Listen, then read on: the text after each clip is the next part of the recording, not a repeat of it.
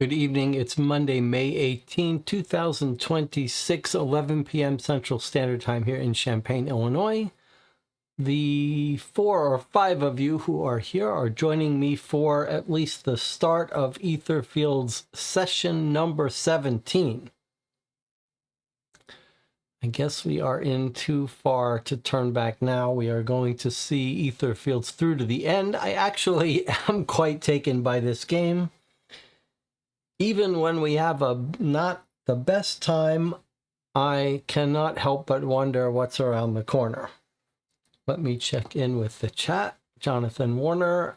I tend to check in with Jonathan Warner before I schedule these streams in the Discord, because mostly it's been Jonathan Warner and I playing these games, or at least when we get to hour 4 or 5 of each session, there's no one left but Jonathan Warner, typically. But Jonathan knows he can tap out at any time and go to sleep. Let's do a little bit of bookkeeping first. Jonathan asked what movies I went to see. I did go see a double feature today. I much prefer seeing 2 movies at the same time. I used to go see 2 movies with my friend Zach Brown. We used to go to the daytime movies and see 2. There is something special about seeing 2 movies. Seeing 1 movie just feels like it's over before it starts. You don't enjoy the process as much. We saw Mortal Kombat 2 and Obsession. Both were good. Mortal Kombat 2 was just, you know, it is what it is, but it didn't bother me. There wasn't too much humor. It wasn't like every scene was humor. And I do appreciate that. Obsession was quite good. Very stressful movie. And done better than I hoped. You know the story of Obsession. I'm not spoiling anything to say it's about someone who makes a wish that a girl falls in love with him. And I won't give away anything else other than that. But I thought it was the idea of the way to do that was a little unusual, and it worked really well, and it was stressful the whole time. I'm going to see Kiyoshi Kurosawa's Chime and Serpent's Path next weekend. I have no idea what that is. I did also watch on Amazon Prime last night the documentary of Megalopolis. I can't remember how much we've talked about Megalopolis on this channel, but it is a cautionary tale. That is Francis Ford Coppola's $122 million boondoggle that he funded himself and was just shockingly terrible, and terrible in a very weird, conspicuous way. Full of well-known actors acting very oddly. Everything about it is weird and odd and bad. Quite bad. And the documentary is interesting. It's interesting listening to Shia LaBeouf arguing with him. It's interesting to see that he really doesn't know what he's doing. It's a cautionary tale about the unfortunate costs of aging, at least for some people. And the danger when no one says no, when you don't have anyone to tell you no. Jonathan has a better attitude. Jonathan has a more of a bit of an artistic attitude. He says, I enjoy those bizarre big swing films. I think that is the kind way to talk about it, that he was swinging big. But I have a slightly different reaction to those movies. You could call them big swing movies, but I think another way to describe a similar class is self-indulgent. And that's, to me, what it felt like. It felt extremely self-indulgent in an unhealthy way. But I could watch 10 documentaries on that movie. Yes, Sarah has joined us as well. Before we get started and recap where we are here, a couple more things. I did play through a couple nights ago. I don't know why it's off the camera screen. I don't know why I think this front camera zoomed in more than normal. But anyway, we played Lost in Adventure, The Curse of Parrot Jack, and art was great, writing was great, puzzles were bad, and it was really a shame. And you'll also see behind me a brand new game called Everyone's a Suspect from A Killing Affair. Looks like a Hunt a Killer style game, but set as a playtesting session for a social deduction game, which I've been playing a little bit recently, the social deduction games, but on the Clock Tower. So it looks like it might be long. I am going to schedule it for next weekend. So if you're curious about joining me for a brand new, unusual mystery dossier type game, I hope you will join me next weekend for that, and then we'll probably play another New York Noir case. I've been working on New York Noir, adding some features, and the rulebook is coming along. So lots to update there. Greg and I recorded a review of Flashpoint Golden State Heroes, which I'll be posting. It's posted if you're a Patreon supporter of the channel, but it'll go public this week. I wonder if any of you have seen Sword of Desperation, which I've been recommending. That movie has really stuck with me. It's a 2010 samurai movie I'd never seen before. It's got a slow middle, but boy, has that movie stuck with me.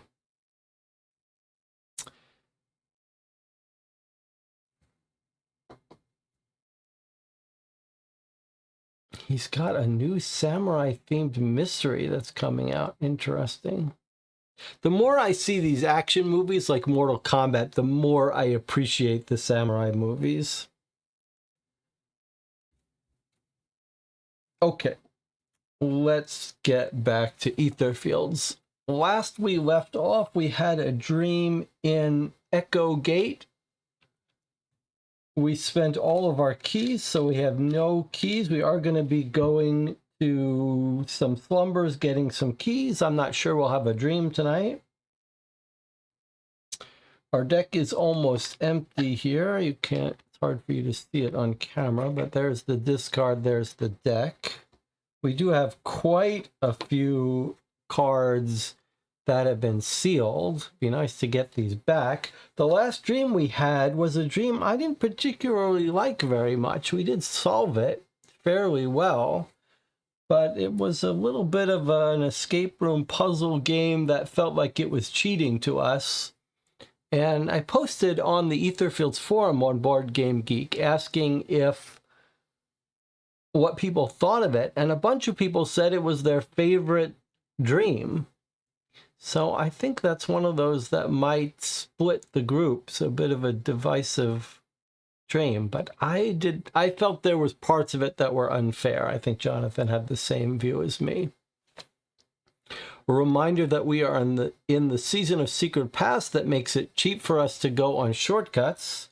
We don't have to pay the normal cost of sealing a card. We've also got the balloon that makes it cheaper for us to travel around the outer map. We got this before, but we never actually used it. I think we should probably use it this time. It doesn't seem like it's that useful to us. It's especially not useful when we don't have to pay for shortcuts, but it basically lets us travel more easily on the dream world. We also have this strategic plan card, which is only useful in slumbers, which is weird. I'm not sure if we noticed that before. 6 spaces, but that can help in some slumbers. We do have our shopping cards.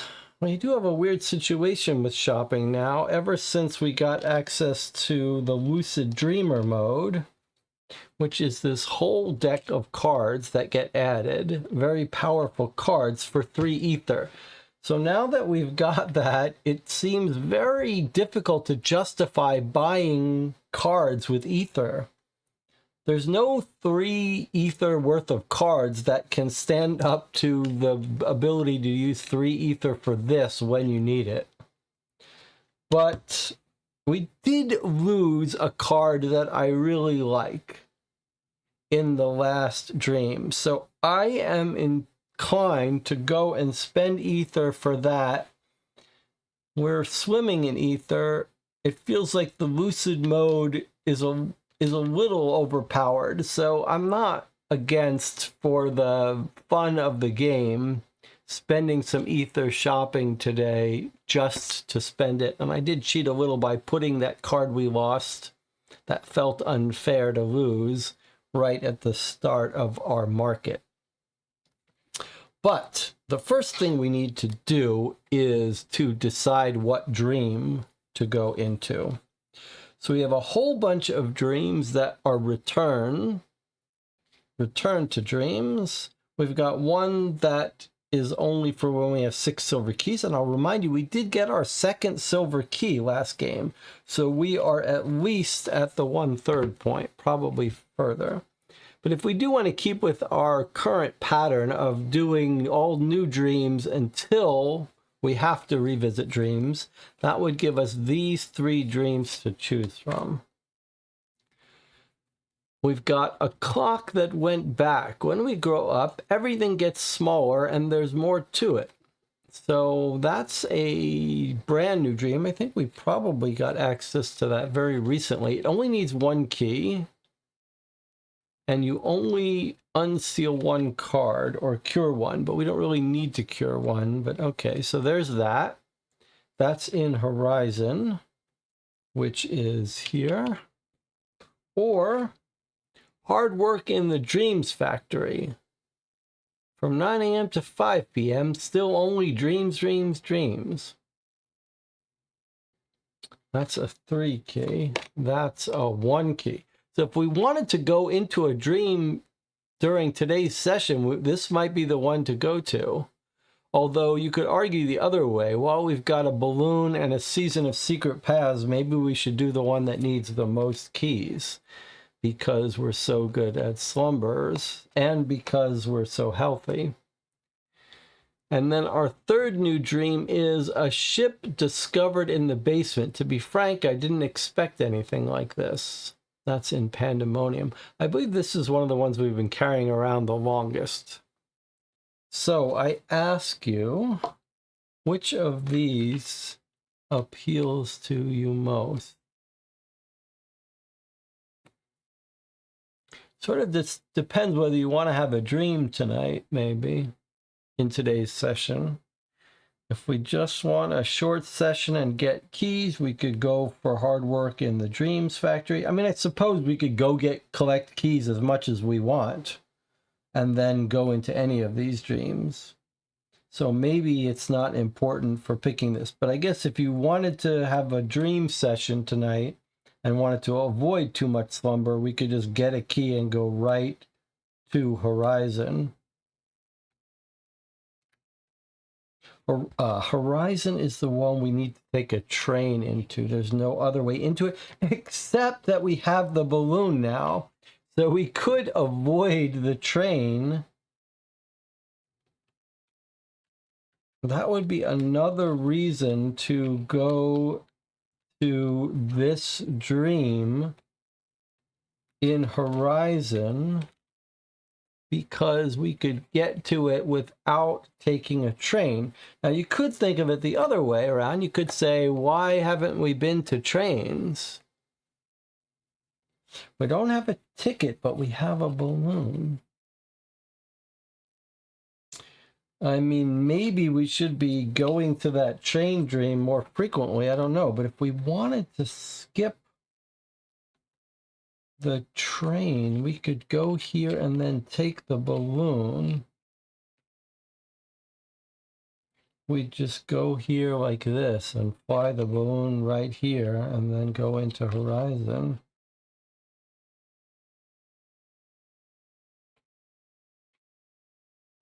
I mean, we didn't love that train yard, but it is kind of weird that we haven't been taking the train.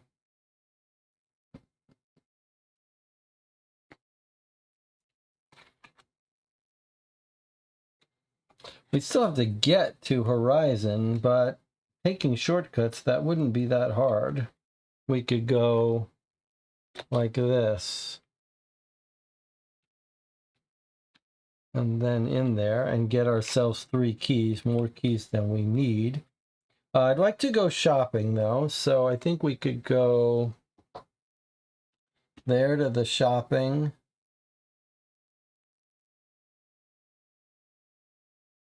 Come around here. It also wouldn't be a terrible idea to try to get a slumber where we could rob that shop.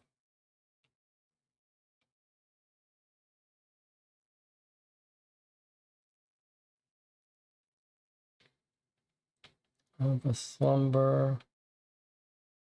Key, key, key, and then go in here to Horizon. All right, Jonathan says, let's try the balloon. So we're going to go for this dream, a clock that went back. It's in Horizon. It only needs 1 key, so we're going to get an extra key. I mean, extra couple of keys that we'll be able to use on subsequent dreams. We don't lose them. And I would like to go shopping. So I think we're going to go this way. We're going to go here.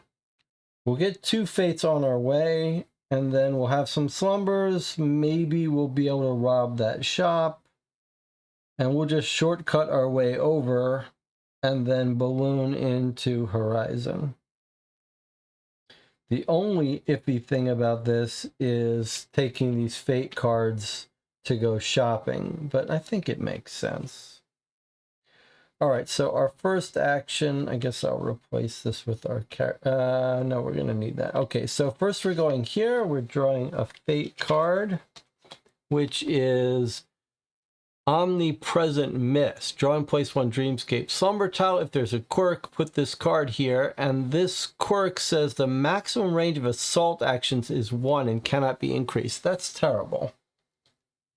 That is very bad for us. But maybe it won't matter. but that's not good. It's definitely not good.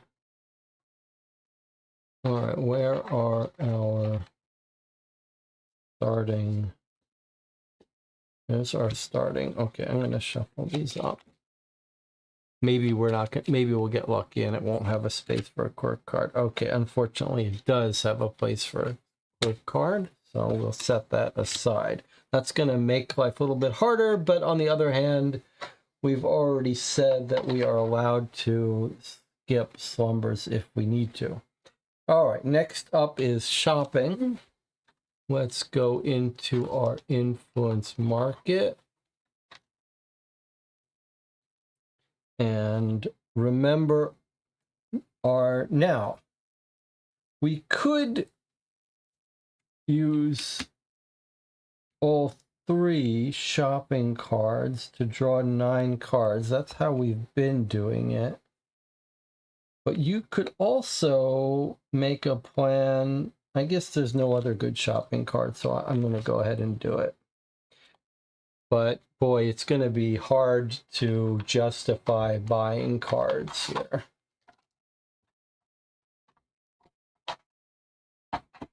But let's go ahead and look at what we've drawn.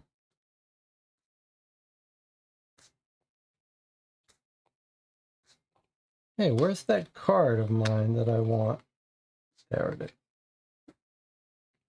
Wow, we got lots of interesting new cards, but remember, it's hard to justify them. But let's take a look at them. Maybe we'll buy some just for fun.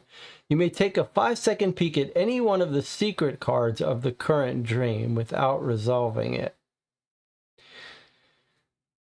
Now, this is interesting because remember that there is a base rule that lets us look at cards. However, it's different. The base rule is different. Do you remember how it's different? It's different in a non-trivial way. There's the base rule. Discard a card to take a 5-second peek at one secret tile from the current dream with influence, item, flaw, fate, and slumber. So it's cheap, but notice that it does restrict what kinds of cards you can look at. Whereas this card lets you basically break rules and look at a card that's completely different.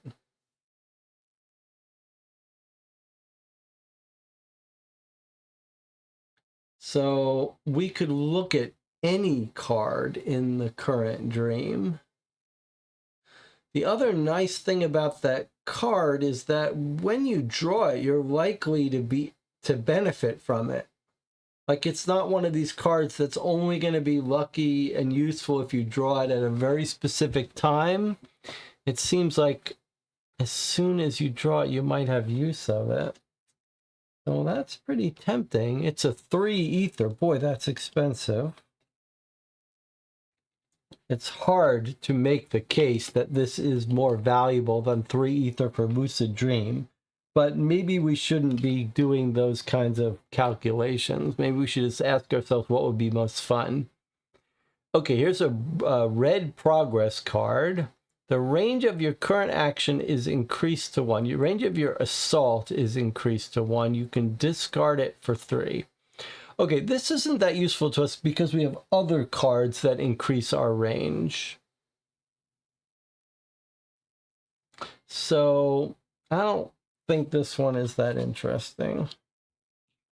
Here's a green cleansing. Seal this card to remove a flaw you just drew. So this is a progress card you could just keep out and get rid of flaws. Normally you would pay an ether for a flaw, but you have to have it out ahead of time, taking up a slot. Don't like it. Okay, there's a hesitation. That's pretty boring. We've got a bunch of these. We don't need another one. What is this? I'll tell you more.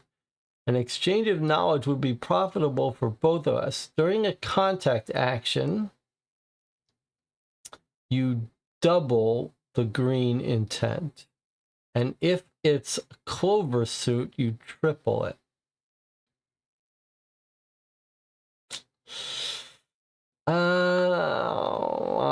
It doesn't really do much for me. I mean, it's cool, but it's very context dependent.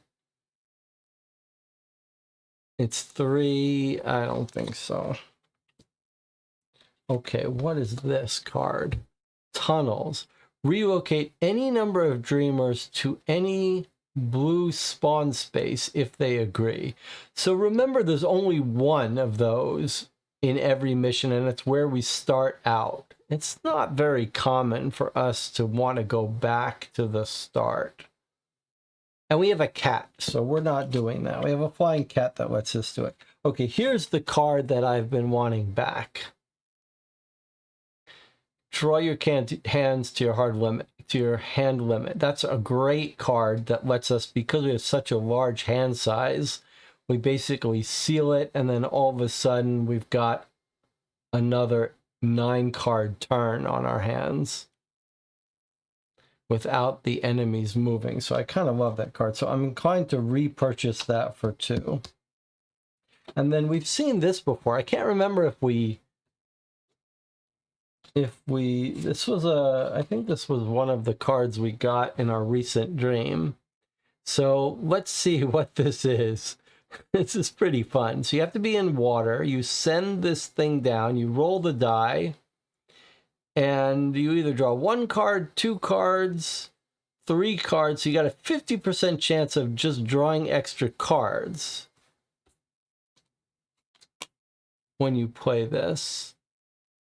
And then if you get an X, though, 1 out of 6 chance something bad happens to you that we don't know what it is. It's kind of fun. But, I mean, drawing 1 card is just breaking even. It is a 2 green, though, and I do feel like we need more green cards. Drawing 2 cards is good. Drawing 3 cards or restoring an item's pretty great. Could be fun to resolve 399. Maybe a monster crawls up out of it. Can only be done in water. I don't love that. I don't love that card, but it sort of depends if you want the fun of the storytelling. And then we've got this one, Catch Your Breath. Gain 2 hours, reshuffle your influence deck. I mean, that is pretty huge, especially since we can control when that happens. Like, you get this card, you just keep it in your hand for a while till you're almost out of your deck, and then you shuffle your deck. I mean, shuffling your deck would normally cost you all distress or 3 cards sealed. So this is like healing a distress and gaining 2 hours, which is pretty good. And it's a 2 green, so I do like this one.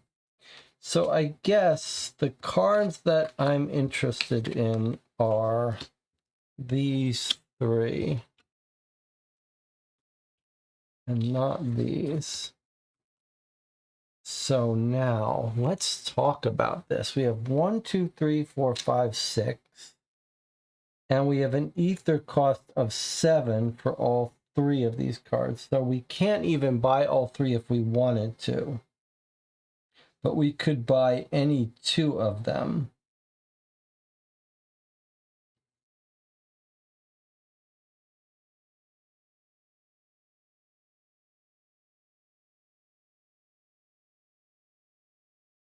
And then I think if we think too hard about, are any of these cards worth not being able to lucid dream, I don't think the answer is yes. But maybe that's a wrong way to look at it. Maybe the lucid dreaming is too powerful. We shouldn't be doing it so often. Although we got very lucky to get so many ether. Often it's much harder to get it. So maybe we need to be more stingy about spending our ether.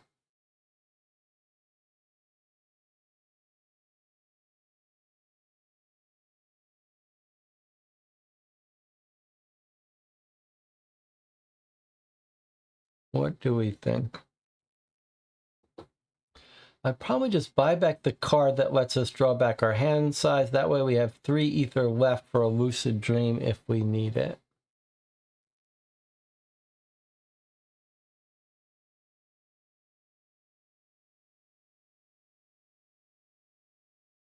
I feel like we've got to buy back this card just for my own well-being.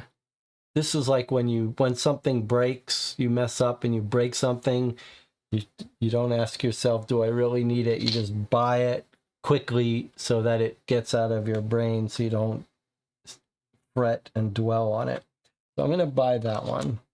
But I am completely open to buying one of these and then making it harder for us to lucid dream. You could absolutely see how that insight card would be a game breaker, but should we lean into breaking game rules?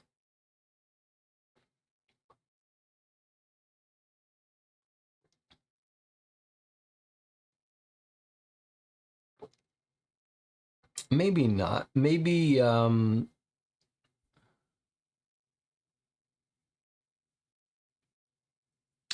maybe it's pretty rare that we want to peek at a card that's not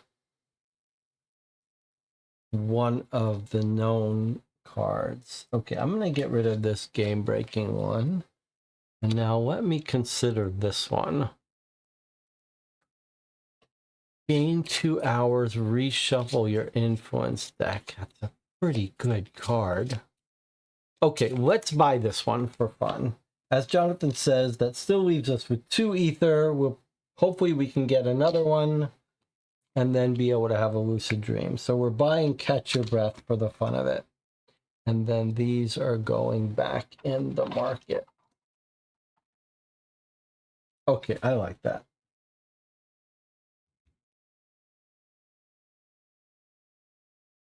That was our shopping. Now we're going and grabbing another Fate.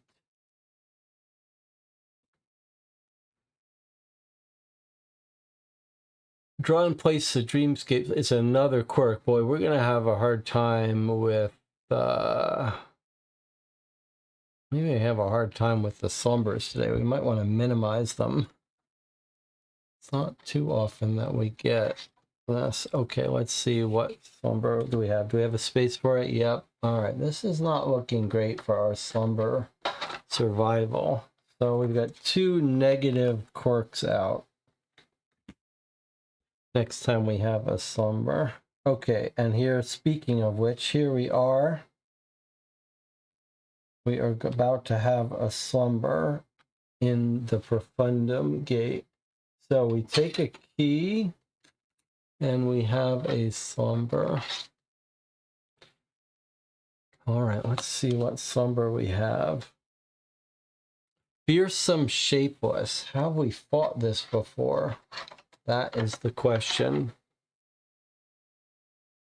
We sense you. Okay, and it cannot be Deliverance. If no dreamer has any red progress cards, you may end this slumber before it begins. But we do have red progress cards. Maybe we have done this. I feel like maybe we have done this one. We fought the Shapeless. We created the Fearsome Shapeless. So we have not fought this version. Okay, well, we're going to have to fight this version then.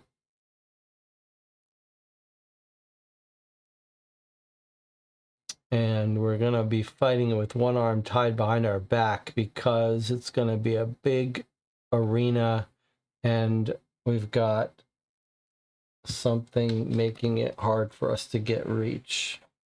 All right, well, let's just do what we can do. Here is our starting map. But now we have these 2 extra things. We've got this here. And we've got this here.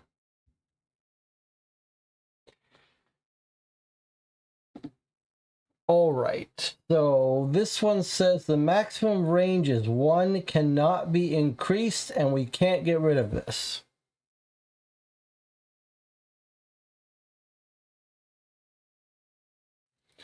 This one says if you put a light, if you shine a light anywhere, you can get rid of darkness.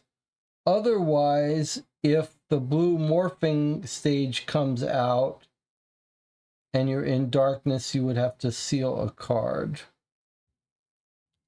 And let me understand this. 3 creature shapeshifters come out. I think the reason we're going to do bad here is because of this quirk that stops our range. Otherwise, we would be in much better shape. All right, so they have to be spread out, and there's 3 places for them. So let's just put them out.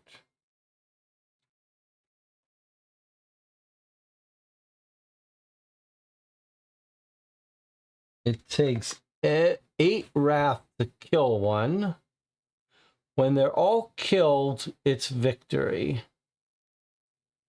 If we run out of 4 turns, however, the dream is going to end and all flipped cards are sealed.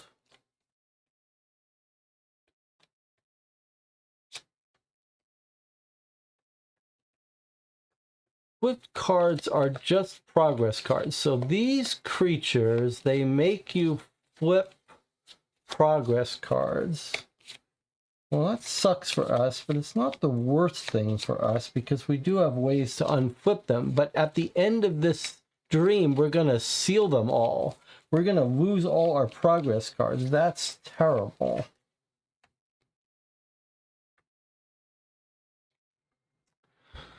One, two, three, four turns, huh? So we would really like to be able to get victory on this mission. Now, if I had kept enough ether to go lucid, that might have been what we would do here, but I did not. Oh, I'm not supposed to look at this. These are our turn cards. Okay, our first turn is this. They're gonna move, and then they're going to have their red effect, which is range 0, steal a flipped progress card, and suffer a distress. So I don't currently have a flipped progress card, so that's not so bad for us. But how are we going to kill these people? How are we going to kill 3 of these creatures?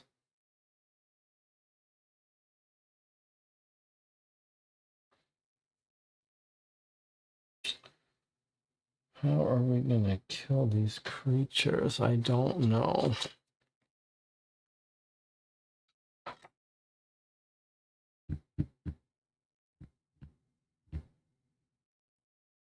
All right, let's draw our hand. 1, 2, 3, 4.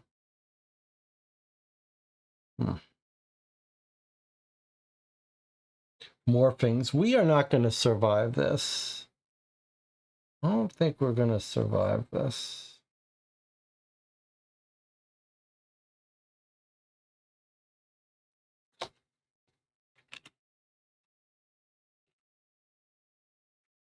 Unless we get very lucky.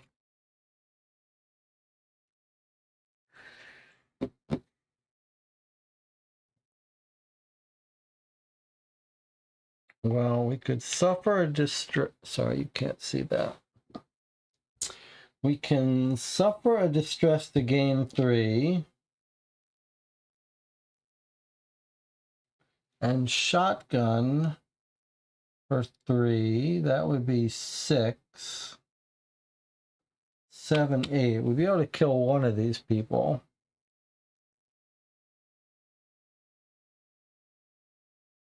We don't have any yellow to move. Okay, I'm going to start us over here. But we'd only have to move 1. So we'd spend a card just to move.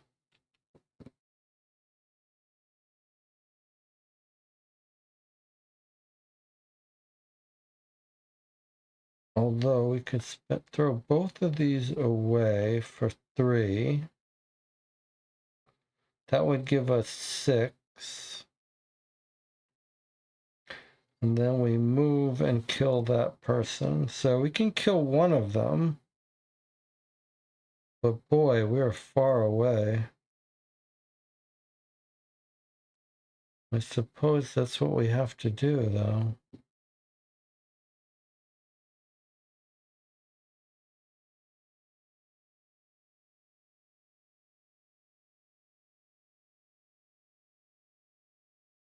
I don't think it... well, let's see. I guess if I spend 3, 4, 5, 6, 7, 8... 3, 4, 5, 6, 7, 8. Then we would still have these 2 cards, but I have to spend one of them to move. But then I would still have a card and I'd have a distress. Whereas if I instead threw these cards away, I would get 3 blue. That would be 6. Move with this one and do 9, but we won't have gotten a distress. I guess that's probably better. Then we wouldn't have an extra 2.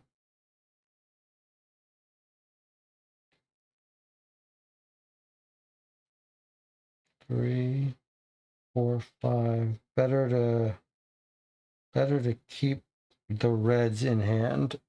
Okay. So what I'm going to do is I'm going to... What about our poison? Don't we have a token of poison? Did that stop the morphing? Okay, so we have been carrying around this, cheating a little bit with this roll, but we agreed we can use this one. I forget which one we were given. I think we were given I think we got a paralyzed. So we can put it on the creature to stop their movement. I think that's the one. I can't remember exactly which one we got, but I think we got this one. But that's not going to help us with these guys.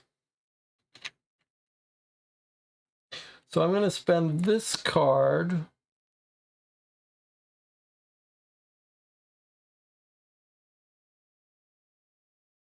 to move 1 space. And then I'm going to eat a distress in order to gain 3 wrath. 4, 5. No, let's do this. 4, 5. And then shotgun, which is 8, which kills this. Then all of these get spent. The card that let me move 1 is Run to Die.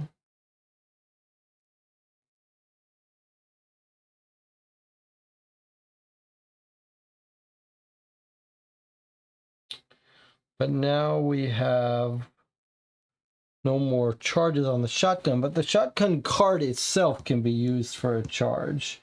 But I don't know how we catch up with this, especially when we're so far away. That's the end of our turn, though. Now this guy's going to move. He's moving his normal movement, which is 4. Wow, 4. Holy cow, these guys move fast. So 1, 2, 3, and he's right on us. And this guy's going 1, 2, 3. Sorry, this guy's got to roll. This guy only moves 1. I'm not sure that really helps us. Okay, then the red effect goes. Each dreamer at range 0. He was here. 1, 2, 3, 4. I guess he goes right onto us. Is that right? That's a little weird.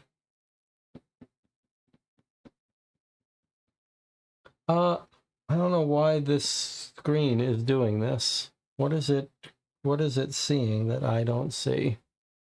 So I'll have to turn off the tracking. So I thought that these guys stop when they're in range of you.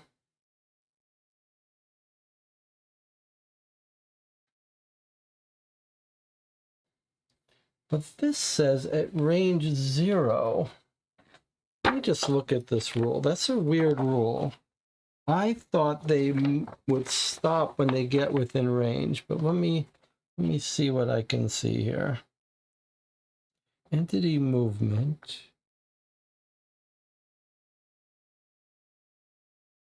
Move toward the closest dreamer. If you're in a space with a dreamer already, enters, it stops. Okay, so it actually would walk right up to us. I'm not sure we've been doing that before. Maybe it's not an issue. It's rare that they move that much. Okay, so this guy is breathing down our throat. He triggers his red effect, which is seal a flipped card. We don't have any flipped card, but we do suffer a distress. This slumber is going to hurt us. This slumber, we've already suffered 2 wounds. This is not promising for us. But once we fight them once, we'll be able to bypass them in the future. We are not allowing ourselves to skip the slumber, but yes, we sure should otherwise. But we are forcing ourselves to play each slumber once. All right, let's get our next 4 cards. The sooner we can shuffle our deck, the better. So actually, this is a turn card. So this could be good for us that we're shuffling our deck because, boy, though, what we really need is to go into lucid mode. And I fouled that up for us with only 2. Okay, drawing 4 cards. There's 3. We're going to have to shuffle this. And when we do that, we're going to have to seal or take a distress. I'm going to go ahead and take a distress. But we are going to be in pretty bad shape after this slumber. We do have some items that we may end up spending to take care of this slumber.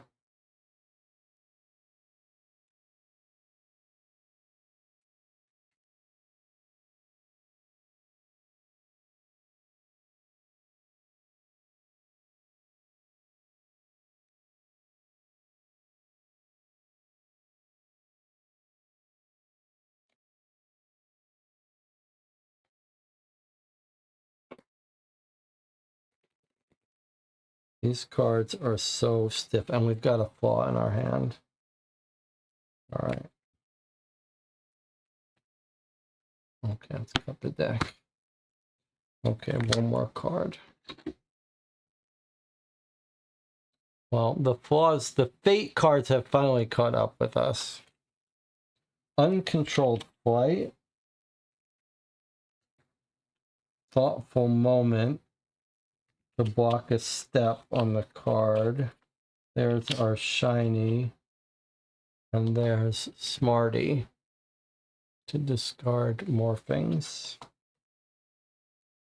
Unfortunately, not much red attack. That's pretty bad.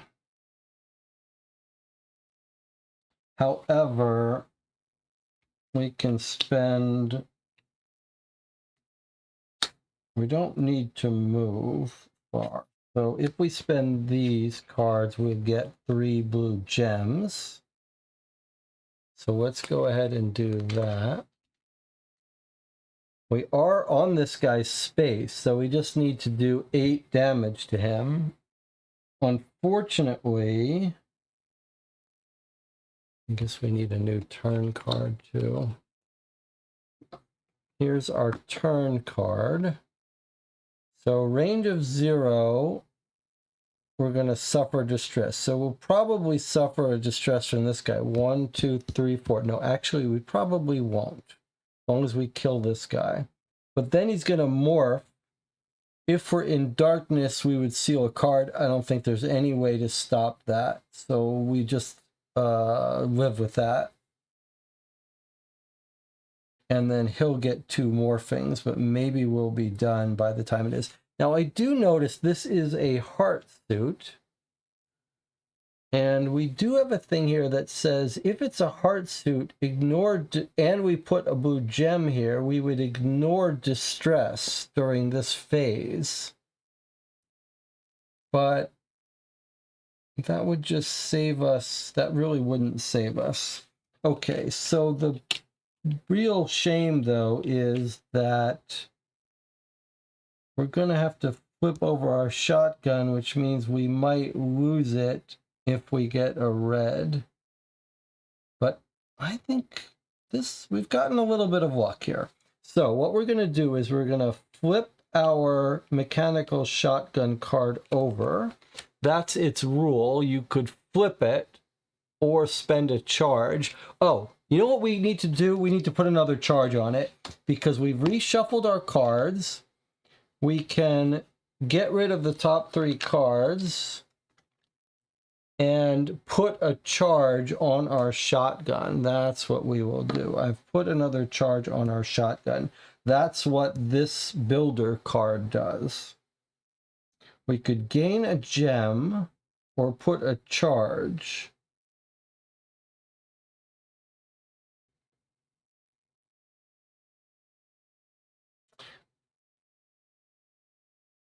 It's not going to make a difference here. All right, so we're going to shoot this guy now. That's 6. And then 7, 8, 9. Really doesn't make a difference. But we have killed this guy. That's 2 of 3 killed. And we've got a little bit of movement, and we've got an ability to block a step. So if we wanted to, this isn't our turn card. If we wanted to, we could block the morphing.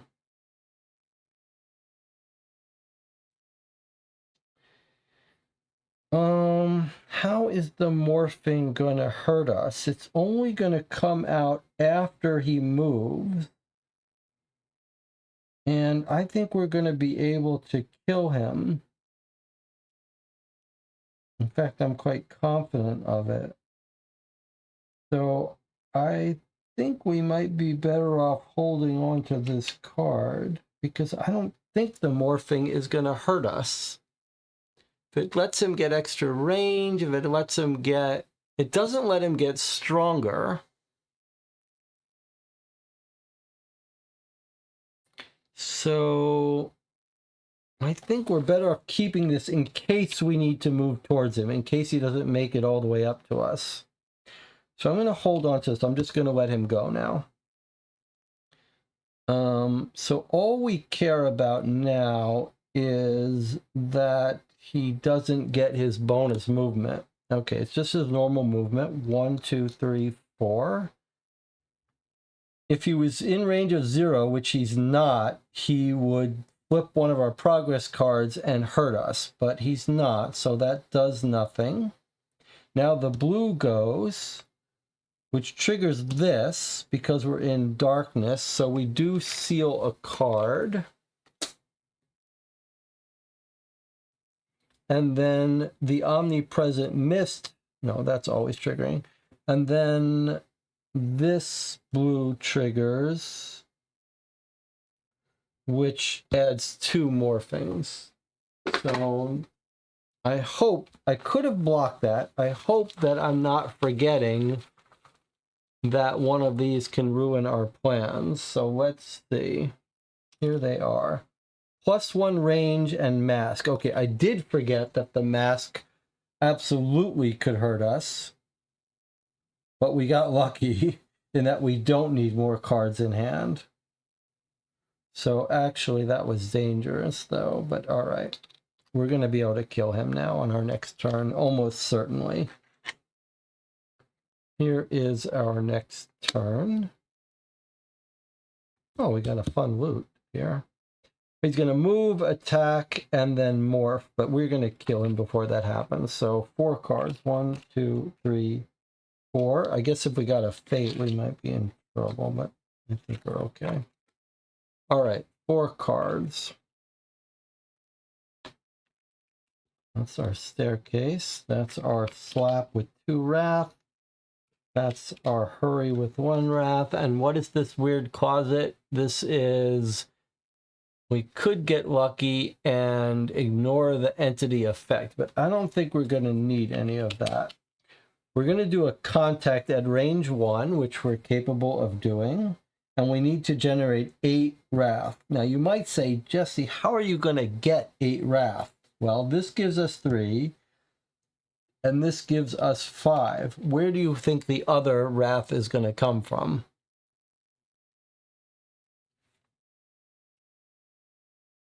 Right from there. So here we're going to use our strategic plan for 4 wrath right there. That's 4. And then we just need 4 more. So we're going to have to spend this shotgun for 3. That's 7. And then that's 8.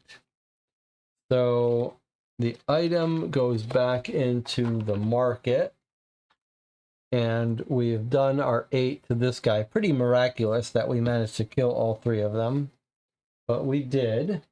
And the best thing is that we're not going to have to deal with these guys again, because next time we will skip them, having fought them once. All right, we're going to get rid of all this. So, where'd they go? What did I do with them? Let's leave them out. So what do we get as victory? We gain an ether, which now we have 3, so we can start lucid dreaming again. But also we gain loot, and the loot is a secret card, which is pretty cool. Or we can gain a key, but we'd rather have this interesting thing. So let's see what we've got. 234. So we've passed through this once, but now we're in the second stage of it.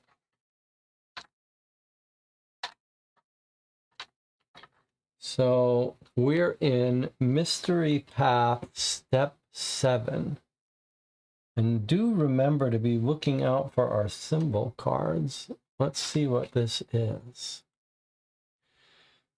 In the distance, you can see the outlines of some buildings. Each dreamer cures 1 distress. Okay, I don't mind that. We got 3 distress from that slumber. Not pleasant. So we can now cure 1 of them.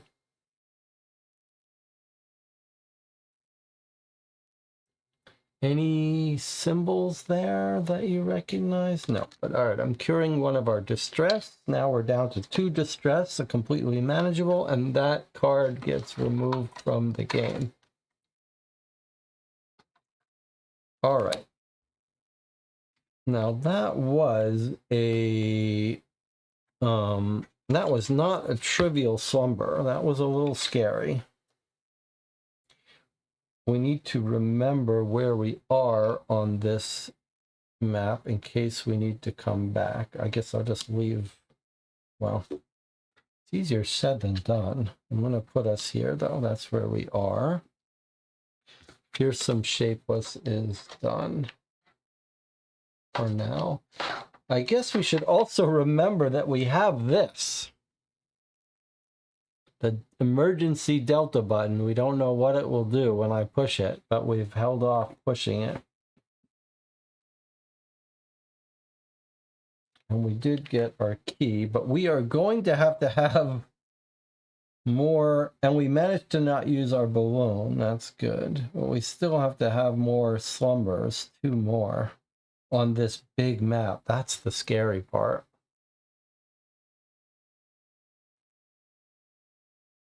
All right, let's move around and draw out our next slumber before we take a break. So we're going to take this shortcut for free to this one, which gains us a key, which we don't really need. But now we have to have another slumber.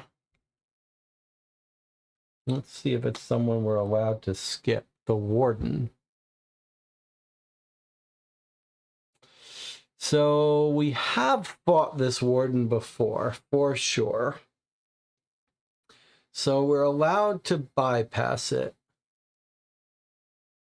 It is interesting, though, that You get 4 turns and you just have to defeat him, which is just 10 assault. But look at that. If the red action triggers, it ends the scenario immediately. Now, one interesting thing is we already have a hand here. We already have 1, 2, 3, 4, 5 cards out of our max 9. So we're actually in a good position to go into this slumber. How close are we to doing it? Actually, not that close. We've got 3 green and 2 red. So it would probably take us a turn or 2 to get up to him. Or we could deliverance him. We do have a house rule about deliverances.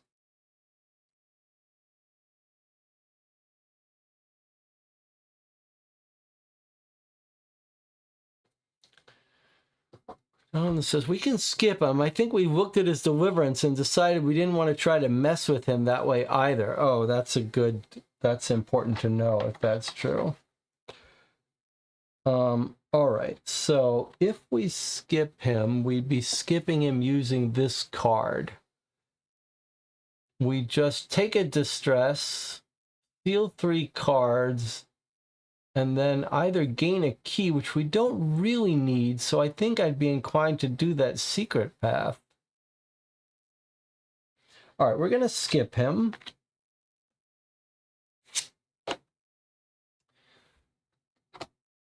When we skipped him, we trigger this, which adds another token to this, which is supposed to reset, but I've been just adding it there. We do have to take a distress or seal 3 cards. I don't want to seal any more cards, so I'm taking a distress. And now we could gain a key, but we have 2 and we're heading for a dream that only needs 1. So I think instead we're going to resolve another secret here. Let's see if we can get ourselves to the end of this secret path.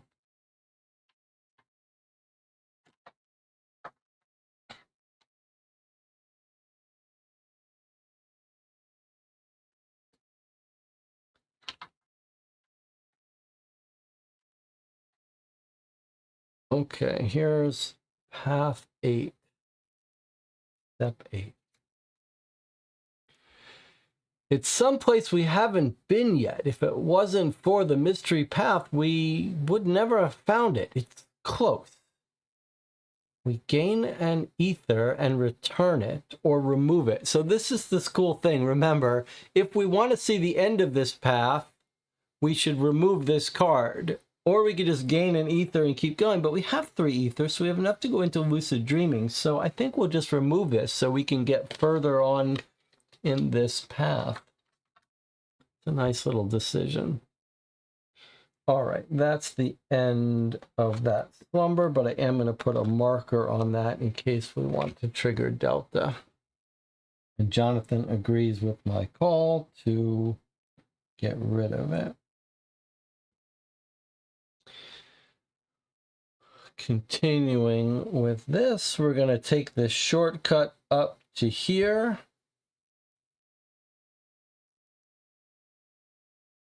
We're going to take our 3rd key, and we're going to see what slumber we get.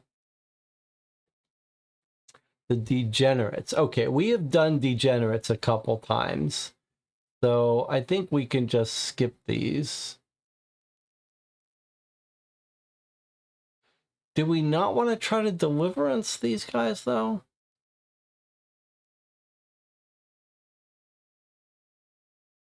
The only reason not to do it is we think we want to deliverance them and avoid the distress.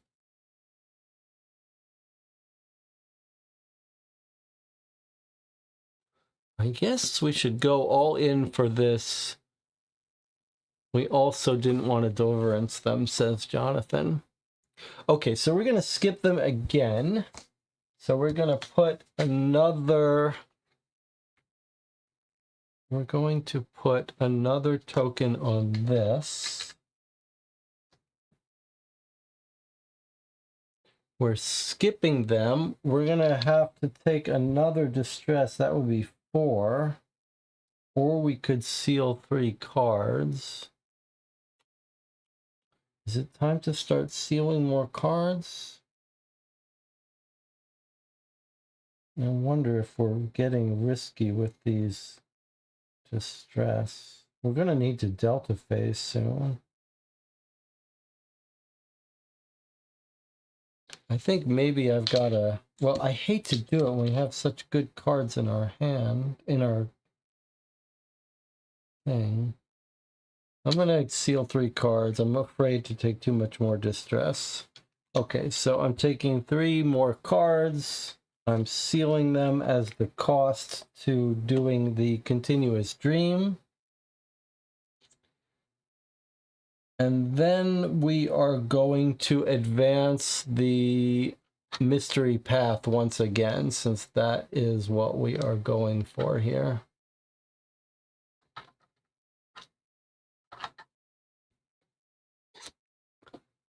Step 9. Here is the gate to a secret dream. Gain 239T, a dream gate. Whoa, how cool is that? We've got a secret dream. What have we discovered? 239T.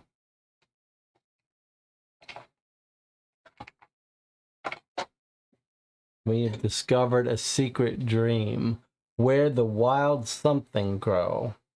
These kind of thorns grow only in the vicinity of this city. It's in Phantasmagoria. It needs 3 keys. You can cure 2 to get in. Okay, so we have a new dream available to us. And then this gets removed from the game. Are there any more secret paths beyond this? Or have we now seen them all? That's it. There's no more secret paths. All right, the degenerates are gone. There are no more secret paths for us. And we are now ready to balloon into Horizon. Unless we want to change and go to the other dream. But no, we should balloon in here because we're going to lose this balloon soon. So let's see how you do this. And then we'll take a break. Do we want to try the Delta button? I think maybe after this dream. What do you think about after this dream we Delta button? Let me see what Jonathan's thinking is. In case it resets our location, you're saying before we use the balloon to go into Horizon, should we use Delta Phase? I think we're in pretty good health, so I'm inclined to not use it yet. And we do have a lot of sealed cards, but I think we're going to trigger a normal Delta. Well, let me just see how far until the normal Delta. The normal Delta is 4 slumbers away.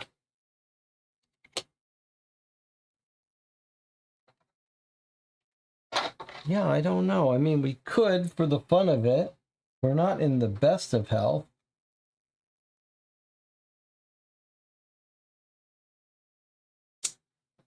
We do have a lot of sealed cards. Well, why don't we do this? Why don't we take a break here and to give some thought? You could make the case that we've been waiting for a whole bunch of turns, a whole bunch of games, and maybe we're shooting ourselves in the foot by not trying to push that button. But we do not have optimization, Jonathan. So if it triggers a normal Delta, we will miss out on doubling up.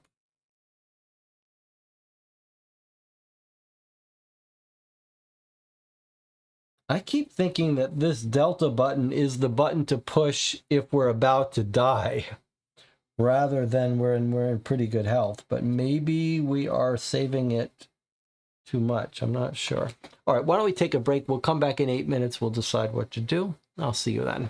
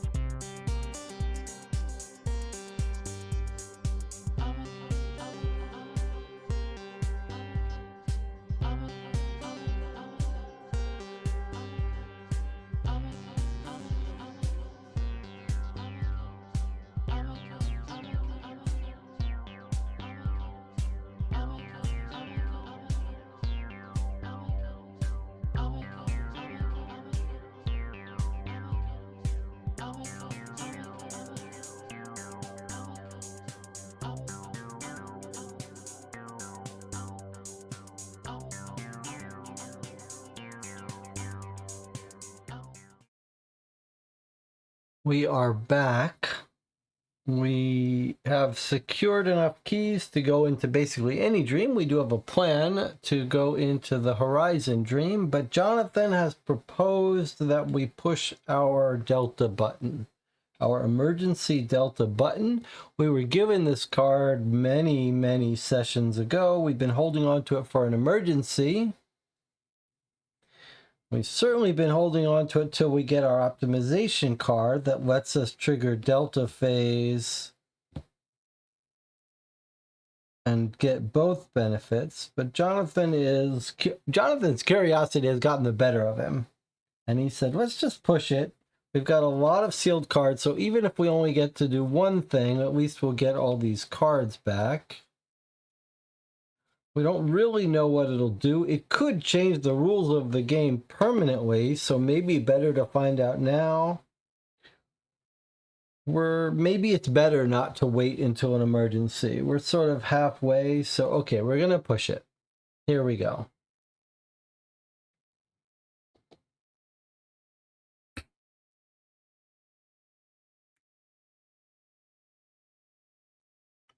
Let's see what happens.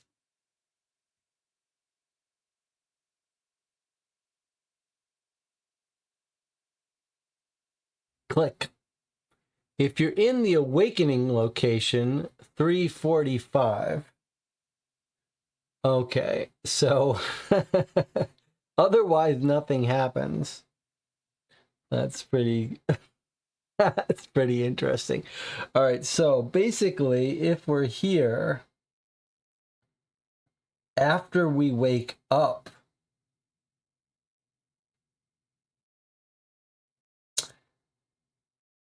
now we have an interesting choice, because normally you would never be able to go to this location unless you decide to wake up, which we don't want to do ever if we could help it, because at that point we have to cull our hand down to a max card size. The only interesting thing is we could take a shortcut here. We would have to have another slumber, but then we could use our balloon to go here and trigger and get to awakening without waking up. So the fact that we have the balloon, which allows us to break the rule,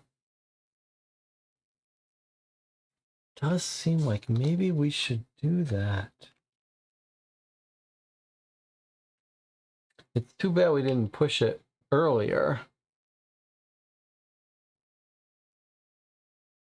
At the end of Horizon, you are absolutely right. I don't know how you can read it, but after Horizon, you relocate to Awakening. So there is another way you get to Awakening.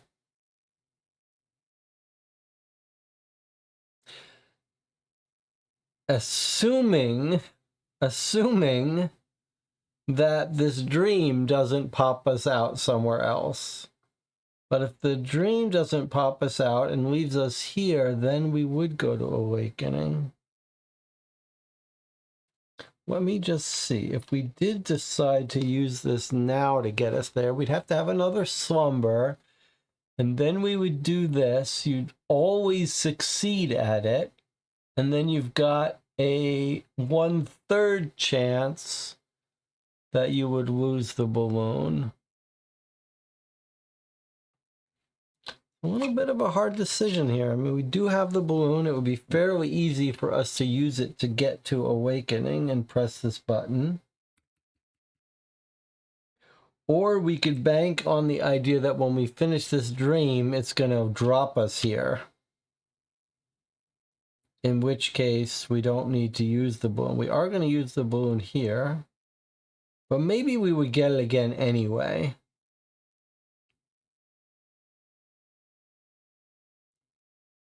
And I suppose if we backtrack and try to get into Awakening now, we would then still have to have two more slumbers. Okay, let's try to get in this way then. I think you're right that backing up means we'd have to get in here with one extra slumber, but then when we left, we'd have to take 2 more slumbers. I don't think we want that. All right, let's proceed with our plan then. We're going to use the balloon. It's a little dangerous to use the balloon without any blue gems because we won't be able to re-roll this. So we just have to pray we don't get this 1 out of 6 chance of rolling an X. All right, so we measure this distance and we travel on it. And now we have to roll the die to see what happens here. Where is that die? All right, if we roll an X here, this is not good. We would lose this balloon. All right, we rolled a 3, so nothing bad happens. We keep the balloon. That's good. We can put away all this because we are going to enter a dream here. So let's get ourselves out of this slumber. I guess it was good we pushed that button, though, because now we've learned how to use it.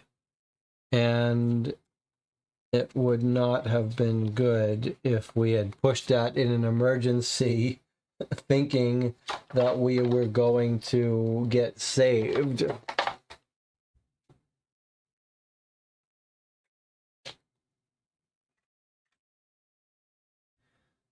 All right, so we ended up here. Each dreamer can unseal 1 chosen card. So let's see what card we want to unseal. What is the most important card for us?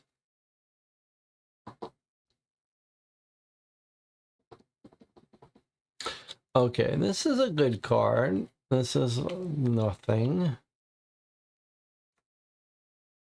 Getaway, flip a progress card. Entities ignore dreamers. Optimization. We're going to be delta phasing soon. Maybe this is the most important card for us.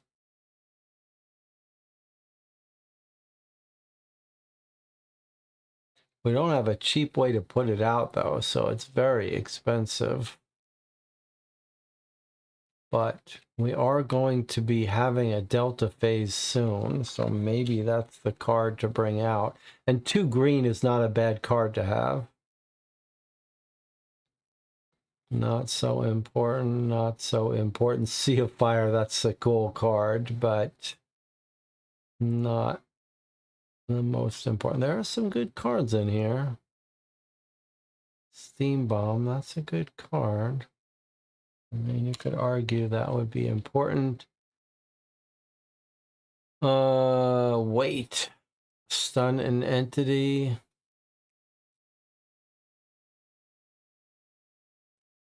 So either a card that's going to let us do a lot of damage or optimization. What do you think?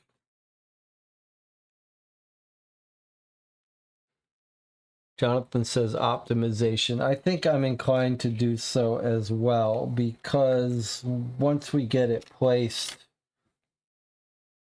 it's going to be what lets us get the rest and heal our distress as well. Okay, then we're gonna move here, which gains us 2 hours, but we can't gain 2 hours. The most we can go up to is 6, I believe. I'm not even sure we're allowed to go up to 6. And then we're gonna move here and have our Horizon Dream.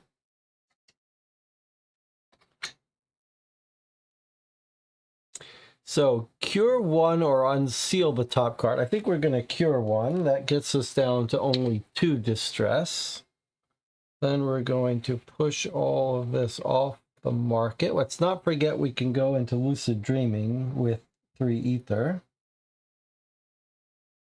And now we're going to get into a clock that went back. Before we do, I do want you to pay attention to this in case we think that, in case we keep our eyes open, in case we can get any of these. Keep your eye on these.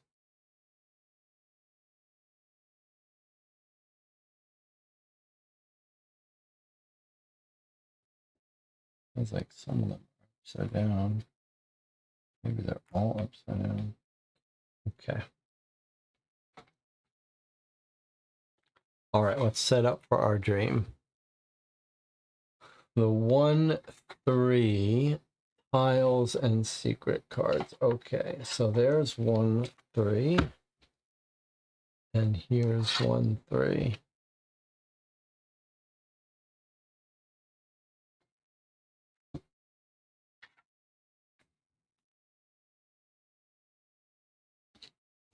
Let's not forget our penguin. Set up tile and card A and put the clock hand. Find the special token in the box at 1 o'clock. Okay. Interesting.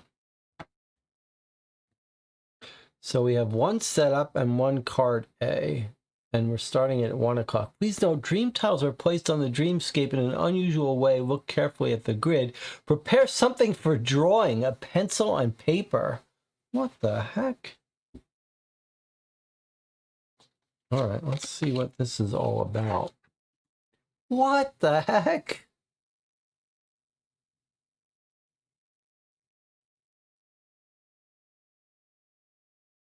Okay, I think the special token is this one here. Starting at 1 o'clock. What kind of craziness is this? Try to remember reveal tile X. Try to remember reveal tiles Y and Z. And this goes on the A1 location. How crazy is this? And what is A? The old clock. Each time the old clock hand changes position, resolve the corresponding effect.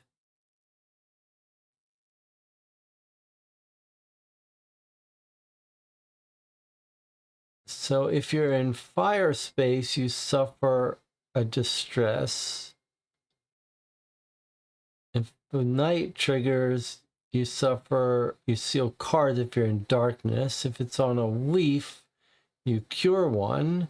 If it's on this box with eyes, you resolve 846. If the old clock hand crosses several hours, resolve the effect of each.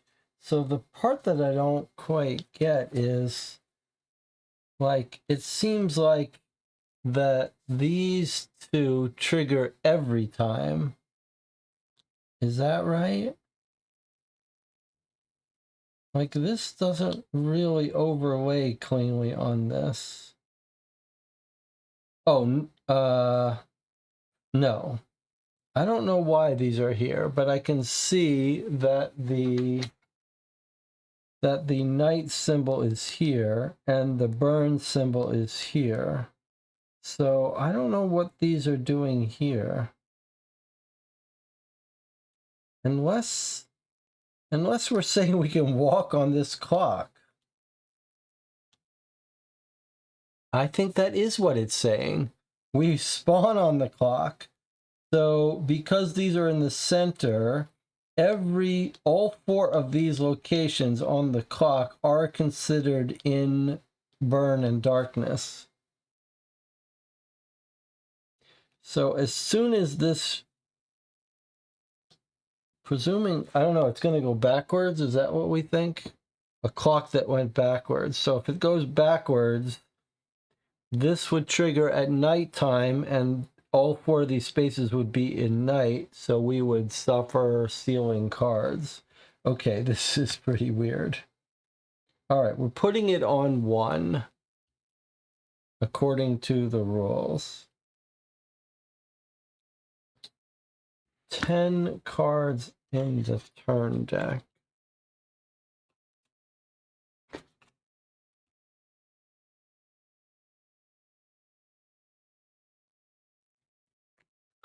Pretty interesting, and we're spawning in one of these 2 locations. So I guess it depends whether we want darkness or we want burn. Probably we want to start out... Oh, we're in... Sorry. It doesn't matter where we are. Everything here is in darkness and burn.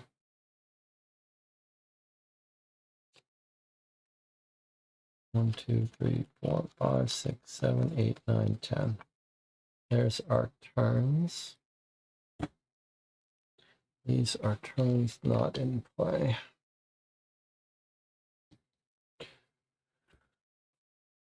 Okay. Let me just look at these cards. So we have a fate and an influence among our secret cards. If we wanted to do a peek at that influence, we could, but we have no way to know if we could get it or not. So surely we're not going to waste our time peeking at something that we have no option about. All right, it said I need a paper and pen, huh? Okay, let's see what we can do here. Okay. So we do have pen and paper.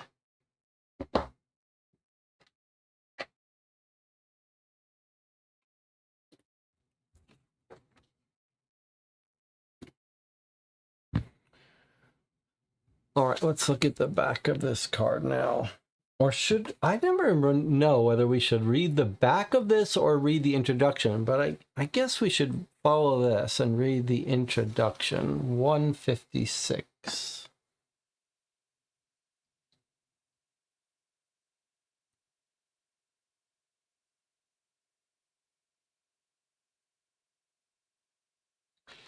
We look at the photos found in the old villa. An old photograph of the mighty dream factory and the smiling faces of employees during some festivities. Sad figures against the background of tangled pipes in a poor neighborhood. A nice garden in front of a house with a big empty table in the open air and children's toys scattered around. Autumn leaves fall from the sky. A huge clock covers half of the scene. The clock's gravity attracts us. It's getting bigger and bigger until we finally try to keep our balance on its shifting clock hand.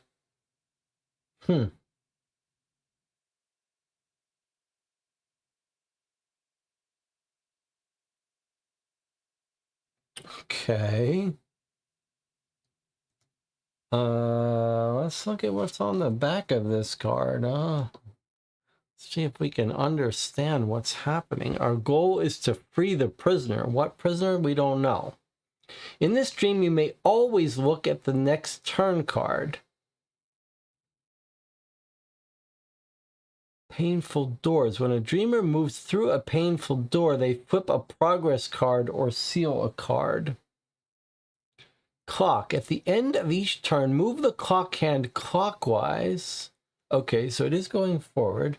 Move the clock hand clockwise by the number of slots indicated by the current turn suit. All right, so it can go up to 4, but we can anticipate it. While moving the clock hand, resolve the effect at each slot crossed by the clock hand. Find. Cannot move in the space with the clock hand. Cannot move in the space with the clock hand. When the clock hand is on the edge between spaces, treat it as a wall. When the clock hand should move in a space containing a dreamer, it stops at the edge of that space, and you suffer too. So in other words, We cannot currently go in this space here. We can't move here because the hand is here. And if we were here and the clock hand tried to go in here, it wouldn't be able to go past the 3 and would hit us and do to distress.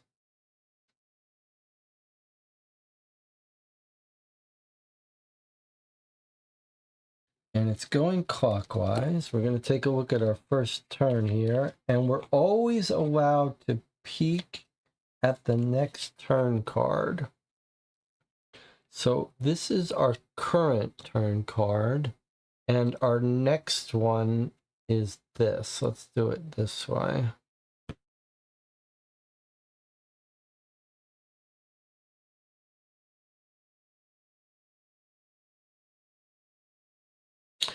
So at the end of this turn, it's a spade, which is going to move 2 spaces. So it's going to click down to 2, 3. I guess we're starting here, one of these 2 spots.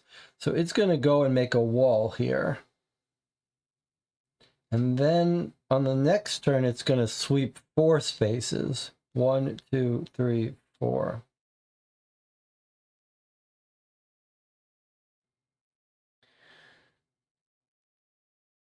There's no place to go other than this tile.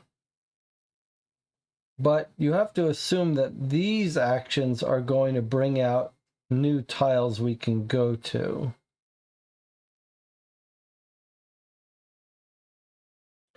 So you could argue that our best bet is to get into this quadrant this turn,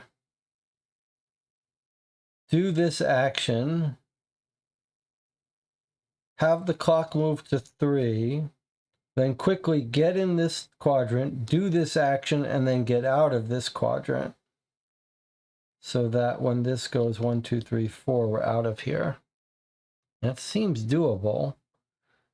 Of course, we're on the clock face, so we're going to be suffering from distress and sealing cards, but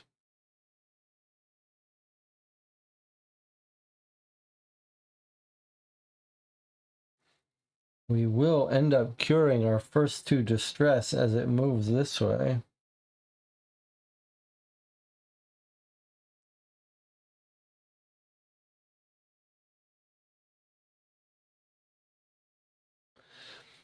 I suppose if we could do both of these on our first turn, that would be even better.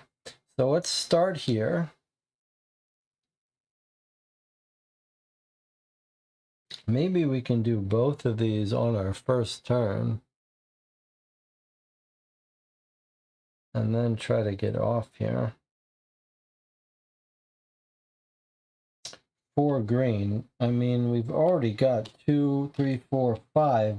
If we spend our optimization, I'd rather not, but we are going to get to draw up. So let's take our turn. We should remember, we can do it this way. This might be a little easier. I don't know. Yeah, spade is first. Okay, let's try to get this. This is technically over here. All right, let's take our 4 cards. 1, 2, 3, 4.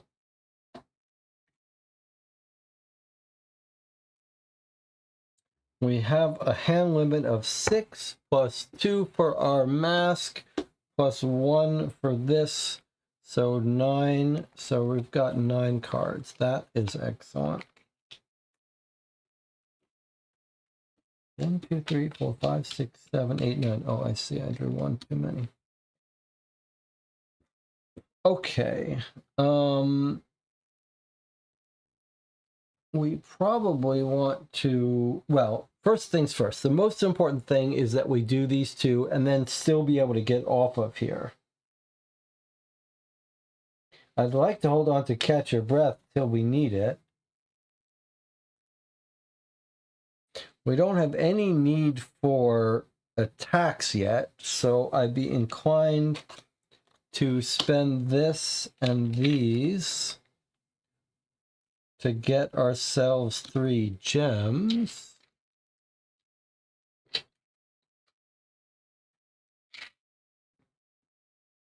Let's do that. Now let's go ahead and do this. So for 2 green, and we're going to try to avoid spending optimization or catch your breath, but we have other cards. So let's go ahead and spend these 2 green to reveal tiles Y and Z. The sooner we get out these tiles, the sooner we can get off this space to someplace safer, I suppose.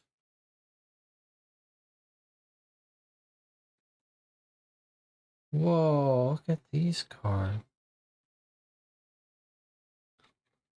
Look at this one. So it's a burning space. Little kids' drawings. Where are you? Where? Reveal card H. Discard the current turn card. Time flies. And we've got numbers written down on these cards. 31 and 7. Do you think that means we should look up 317?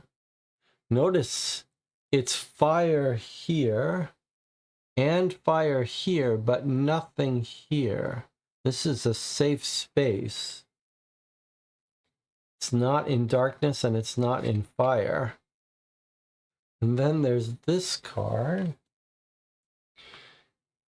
So if we do a contact here, we got nice drawings, reveal card F. And then all 4 of these spaces are safe. There's no darkness, there's no burning.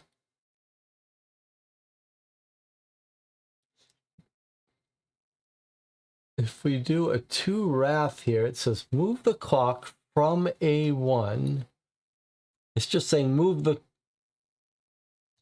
clock that's on A1 by 1 hour counterclockwise. Do not resolve any effects. So just note that if we could do that right now, we'd push it back 1, which would let us heal 3. But we don't really have 3 to heal. But the more clockwise it gets into this zone, the better for us. Wow, this is weird, huh? All right, let's see. What do we, before I move along, what do you think we should look up that? I don't know. And what is the burning painful doors? Okay, let's read that thing again. When a dreamer moves through a painful door, they flip a progress card or seal a card. Okay, so you can move through this space. You just have to flip a progress card or seal a card. And let's see where these would go. So this one goes here. And this one goes here. So I want you to note that we cannot move on to these cards. We don't have a way to get to them.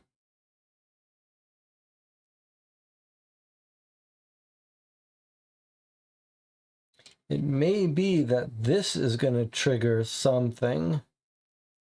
Right now, though, we can't get to these cards.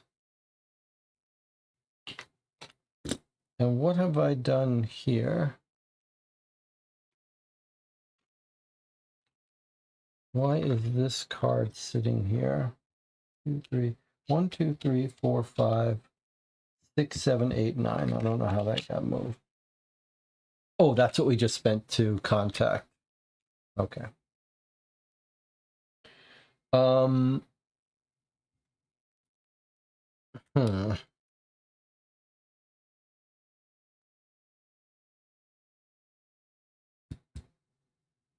Well, I mean, I think we're going to move here and do this to reveal tile X, but I wonder if this 31-7 isn't what we have to do. Look up 31-7 when we're in this space, or if going here doesn't bring us over. All right, let's get over here and do this.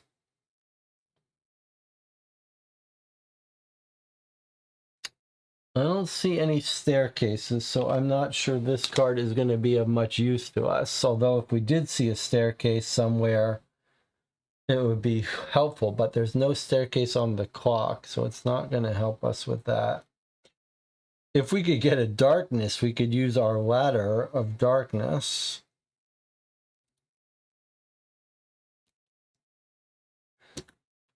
I'm going to go ahead and use this card to walk over. Well, yeah, I'm going to use this card to walk over here.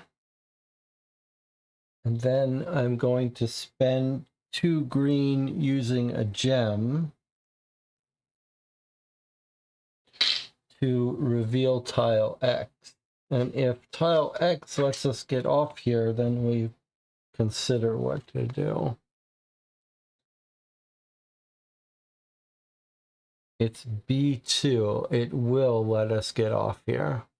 Okay, let's just take a look at it. Oh, there's stairs. But they don't lead anywhere yet. That's too bad. Okay.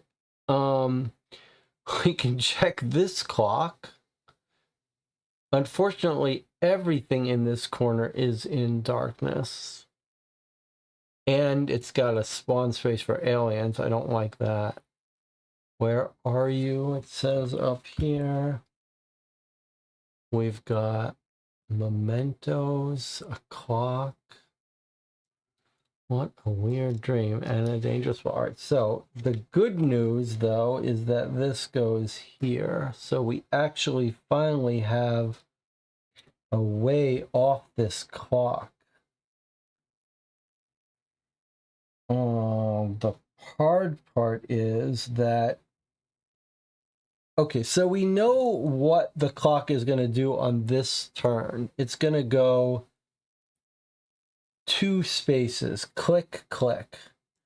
So actually, it's not going to trigger anything. So it's safe for us to be on darkness and fire.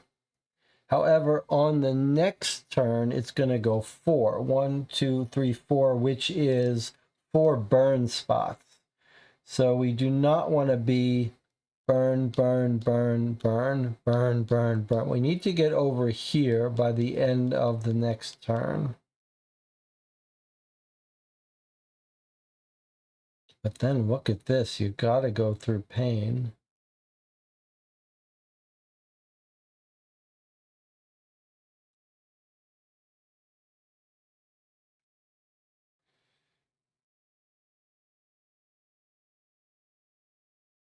So we've got 2 turns. So I would be inclined to try to do these 2 if we can.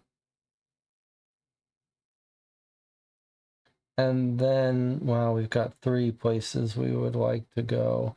Might be nice to be able to do this and get rid of this 4 movement.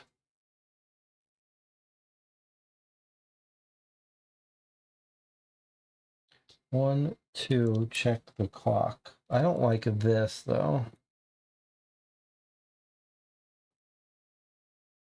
Morphing, we don't need that. Okay, well, let's just go ahead and go 1, 2.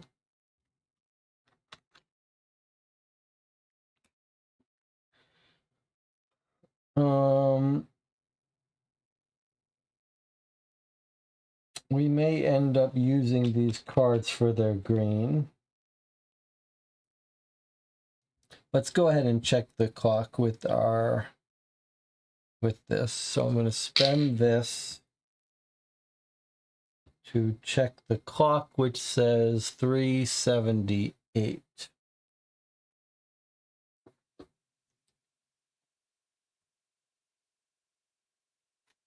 What time does the clock on the A1 tile show? All right, well, it's still 1 o'clock, so it's the other. It's a bad time. I shouldn't be here. Suffer 1 and seal 1. Okay, well, so let's write down here 378.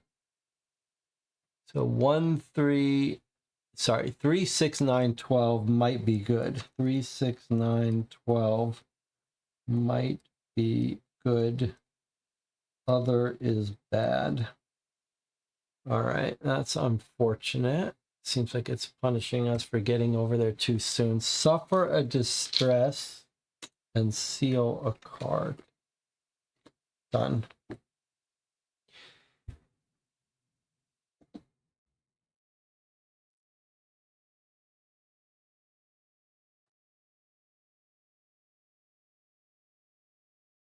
Is there any reason to get over there now rather than on our next turn? Probably not. So I'm going to stop my turn here. End of turn. This triggers 1, 2. As it passed a green leaf,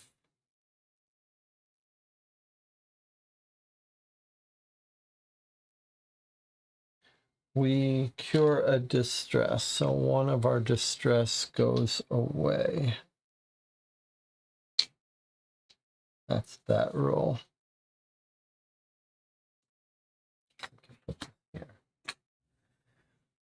Okay, now our next turn is going to be a clover followed by a diamond. So it's going to move 4 spaces. 1, 2, 3, 4. 1, 2, 3, 4. So it's going to trigger this face mask thing, and it's going to trigger 1 burn.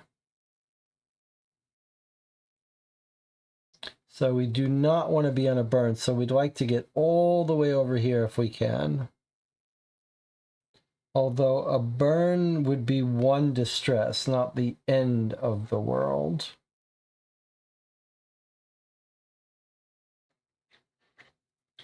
One, 2, 3, 4. We're going to get our claw soon.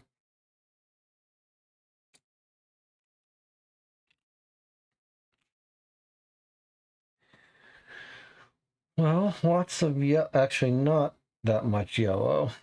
But we could use our balloon. That would give us 6. 1, 2, 3, 4, 5, 6. So we do have enough movement with our balloon or our gem to get over there.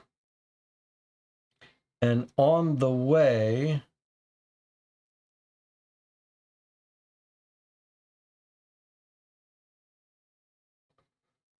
we could do both of these, which I guess is what we should do.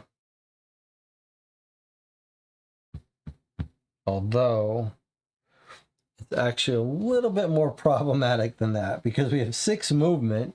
1, 2, 3, 1, 2, 3, 4, 5, 6. But these are at odd. This is at 1 away and this is at 3 away. So we would have to use our movement inefficiently. But I suppose maybe with the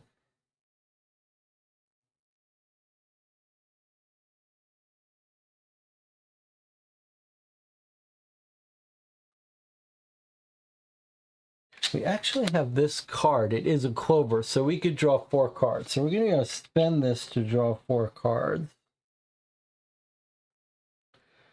So I think as long as we're willing to spend these, spend optimization, we might be able to do this. Okay, I'm going to spend this 2 yellow to just move 1 space.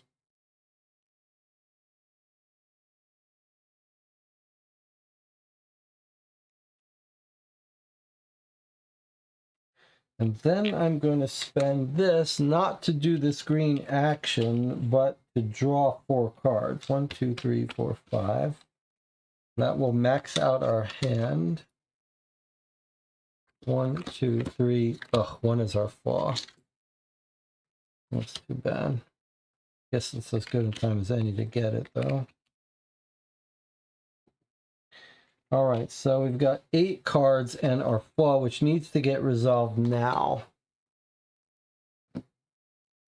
So we could throw away our balloon to get a different item. Or we could throw away an ether to get rid of this.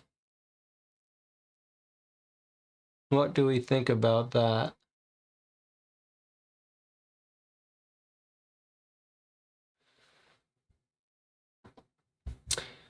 What time is it on the depiction of the clock in B2? It looks like 12. Maybe that's a hint about what time we should trigger the clock. I think that's a great idea, Jonathan. I think you're right. This card says 12. We should check this clock. We should come here and do this when it's 12.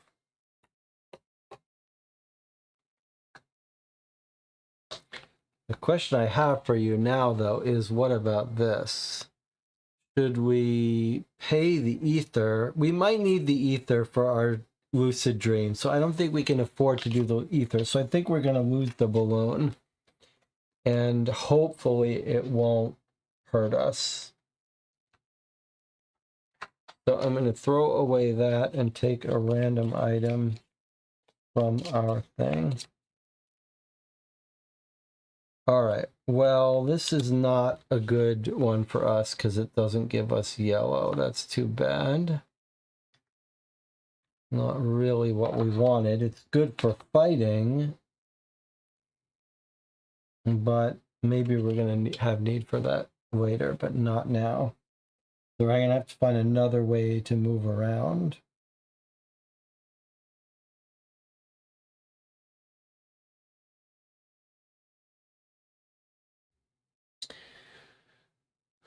We don't really care about these, but that's a movement card.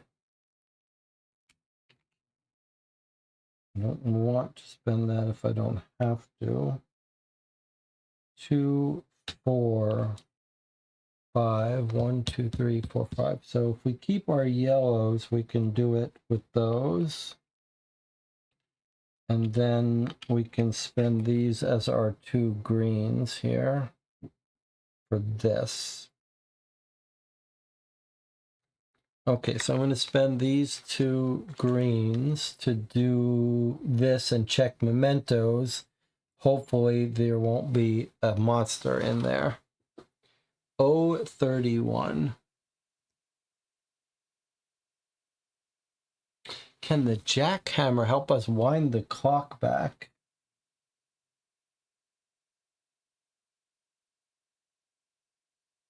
Where is the jackhammer?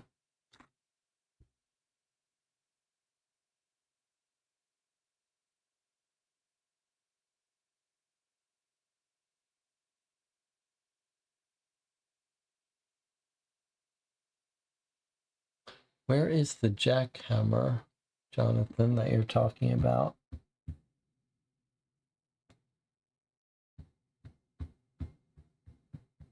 Oh, you mean this? The common hammer here? So you're saying if we go on this space here and discard the clock,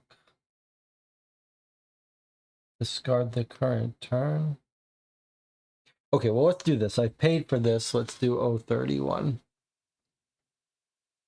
It's called a common hammer, is the jackhammer. Okay, 031. We're checking the mementos. What is lost stays forever in the dreamlands. Places, scenes, buildings, basements, photos, and boxes full of whatever happened to us. You stand and wait in the rain for eternity. You burn in fire forever. You watch souvenirs. You constantly look for a way. You try to run away. You meet your loved ones, although they're not quite present. The places here are eternal, and although everything is changing, these are only collages of the same memories. Understanding is the key to escape from suffering and nightmares, but how to get this key? Unseal one card or unflip one progress card, or move the clock hand clockwise by a number of slots indicated by the current turn suit.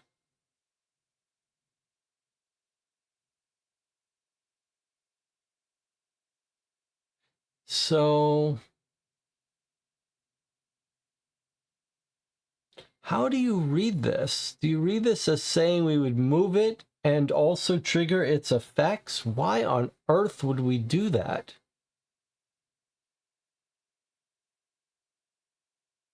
Or would you only do that if you couldn't unflip a progress card or unseal a card?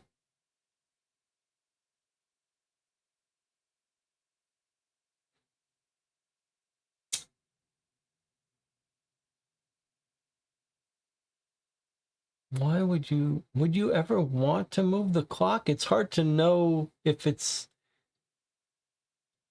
was going to trigger the heal, maybe. But it's going to move 4 spaces, so we surely don't want to do that. So I guess if we unflip a progress card, it gives us the shotgun, which is 3. It would give us more cards.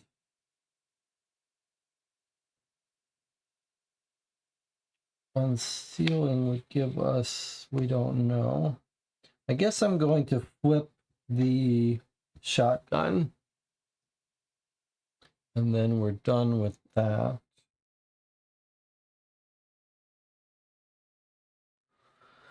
Ideally, I'd like to get us here having done all this. But discarding the current turn wouldn't be bad. It's a 4 movement, so can't get much worse than that. Well, let's go ahead and move to 1, 2. Do we want to deal with these toys before we move off this thing? Probably, right?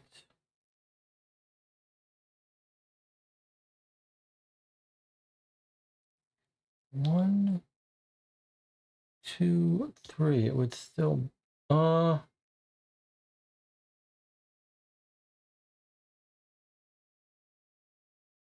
so I have a question. I have a question about the hand landing on a line rather than crossing it. Let's read this again. Resolve the effect of each slot crossed by the clock hand.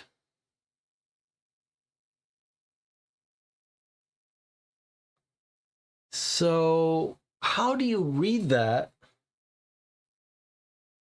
Because when we moved it from 1 to 2 to 3, we only said that the leaf got crossed once as it went from here to here.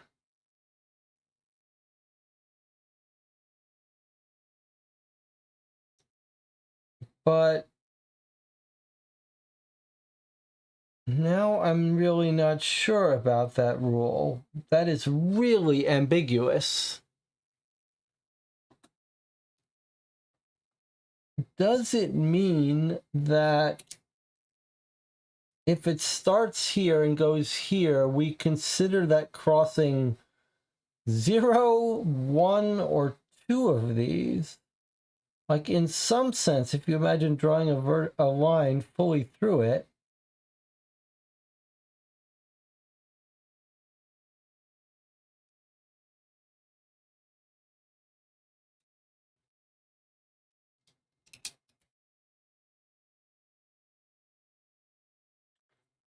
so if it lands on this space here, does that count as crossing this? And if not, when we go here, do we consider this? In which case, when we went from here to here, should we have considered that we've crossed this? Boy, that's really ambiguous.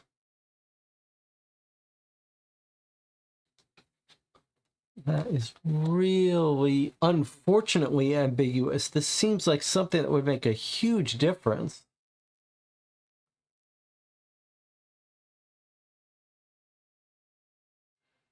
When moving the cock hand, resolve the effect of each slot crossed by the cock hand.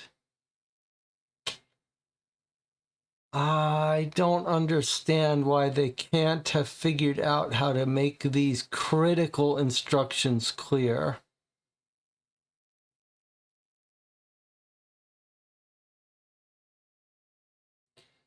We are going to have to make a decision about what this really means, because there is no clear answer here.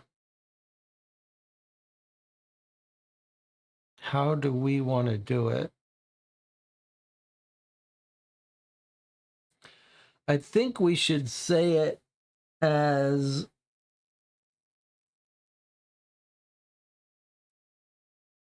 on its second move out. So where it lands does not trigger until it moves out of it. How do we feel about that? So, but either way, then we should have triggered this one. The other way to read it is to be clever about where it lands, and where it lands doesn't trigger. But I think probably we should say, if it's moving clockwise, if it landed here, you wouldn't get the leaf. But when it moved out of it, you would consider it crossing it, and you would get the leaf. So if it lands here, it wouldn't trigger these, but when it moves on, it would. How do we feel about that? I think that's what I'm going to rule. But then this should have triggered and gotten rid of another distress of ours. Okay, so on the next turn, it's going to go 4. It's going to go 1, 2, 3, 4. So it's going to have crossed this, but it won't have crossed this yet. It'll land on the 7.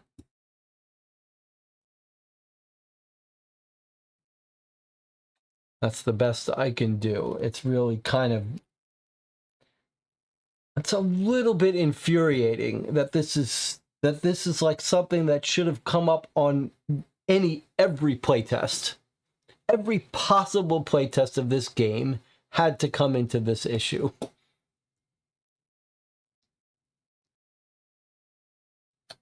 Does that mean this game has never been playtested?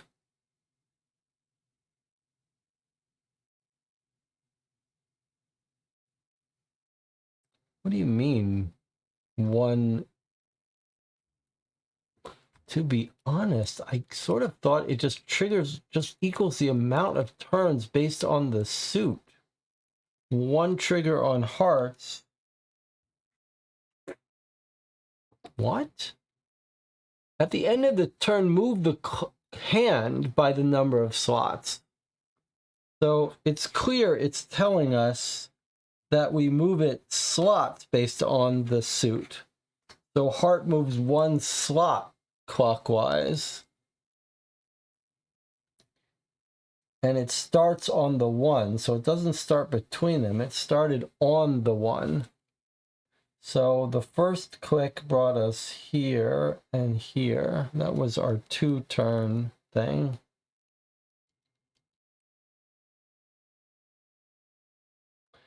So I've made my rule. I think it's just inexplicable. This is not like a rule for an edge case. This is just like the first turn of the first time anyone does it.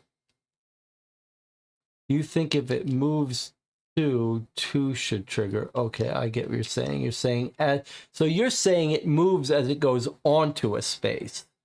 That's the easier way to say it. You're saying it triggers as it goes onto a space. But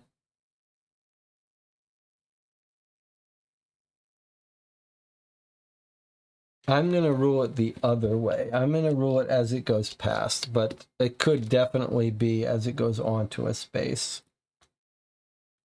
But I don't know. That doesn't feel like it's crossing. Anyway, I made my ruling, but I get it. I get it. Eventually, it's going to add up. It's just a matter of first turn, last turn. All right, so back to our game here. I want to get us off the fire this way if I can, but I'm also keen to do some of these things. And I wouldn't mind doing this either. If I do get rid of the current turn card,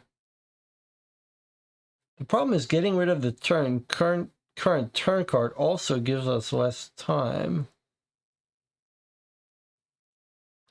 1, 2, 3. If I actually, according to my rules, if I get rid of the current turn card, it won't trigger the fire yet. So actually, we could end our turn here. Let's do that. So I'm going to spend 2 green, and then I'm going to move, and I'm going to do this, which is going to let this not cross this on our next turn. That's what we're going to do. That's what we're going to do. Okay, let's do the 2 green first. I'm going to use a gem for that because I'm trying to hold on to these cards. So I'm going to spend this to look at the toys. 434, and hopefully this won't punish us.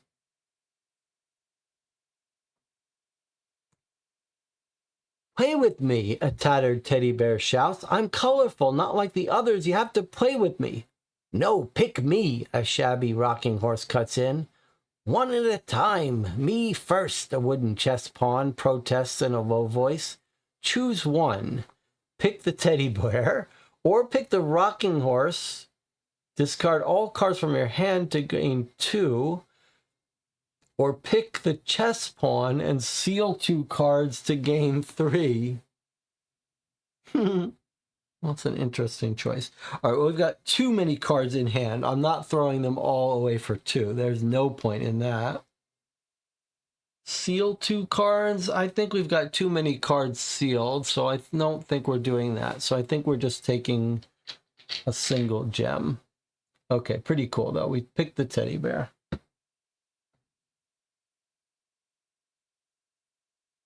Okay, and now we are moving up 1 to here. And then we're going to spend tactics. Hopefully we won't need this. To do 2, which is going to discard this card, which is going to cut our time a little short, but it's going to slow down the clock because clubs make it move the most. So we're putting this here.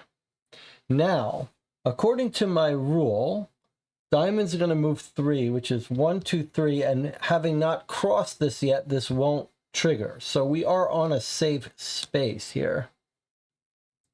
So I think we'll just sit here since we don't have to move.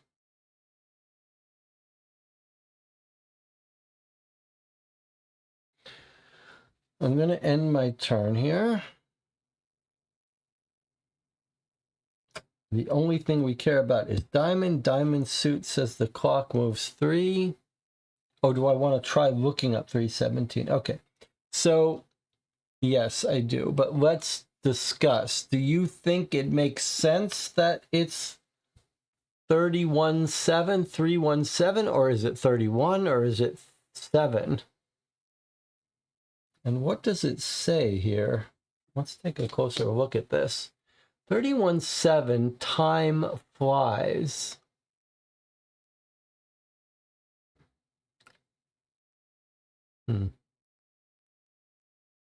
Should we look up 317? Is that what you think? All right, let's try it. I wish there was a way in this game for it to confirm. Like in 7th Continent and 7th Citadel, when you look up a number that you spot somewhere, there's a big thumb on the back of that card number, so you know you've done the right thing. Here, you got to sort of read halfway before you figure out if you've done it right. But we're going to try it. Calendar pages fall like autumn leaves, quickly and mercilessly, leaving a feeling of emptiness behind. But sometimes one real day is worth all the missed years. It's better to have realized this before it's too late. Add 3 turns. Don't use the script again until the end of this dream.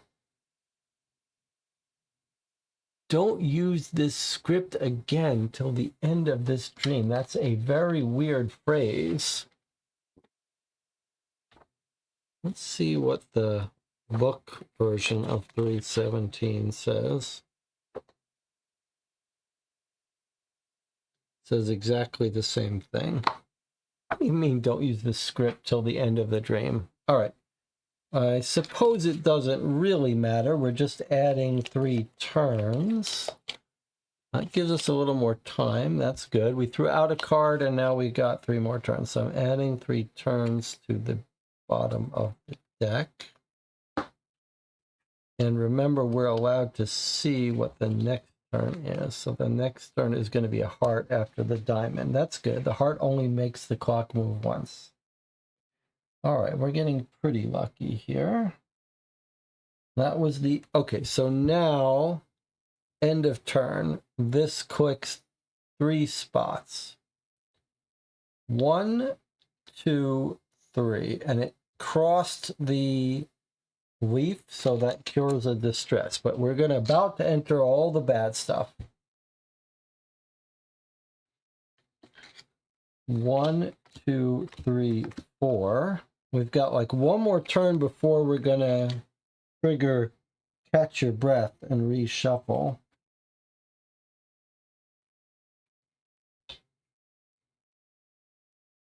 There's our ladder if we want to move in the dark.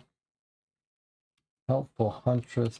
Boy, lots of red. That's not really what we want. We really want the green. Well, that's rough for us. Well, we've got a tough choice to make now.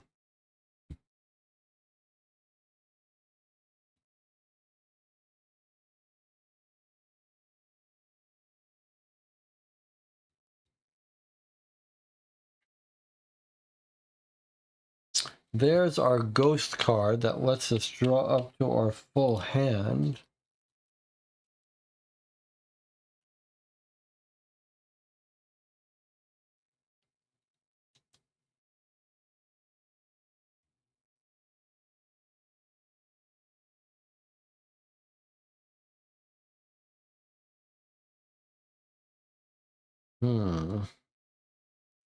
So why am I thinking through this? Because we kind of like to do this, but that's 8 contact. That's just, we don't have much green.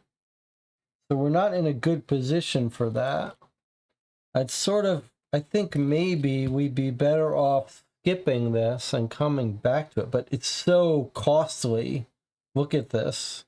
You can't go through this, so we'd have to take 2 distress to go through this. So we don't ever want to have to come back here. So I think we have to do this before we cross over here.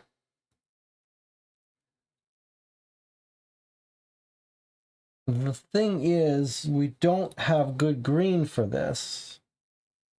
We could generate 8 green, but we'd have to spend our optimization, our pocket ladder. I don't care about the pocket ladder. I'd rather not spend the optimization, but even worse is this, which we could use to shuffle our deck.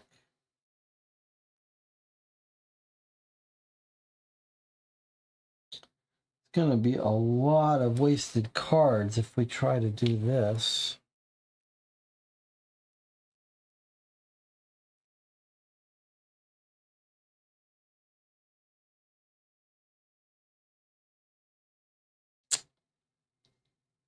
Oh, that's an unfortunate time.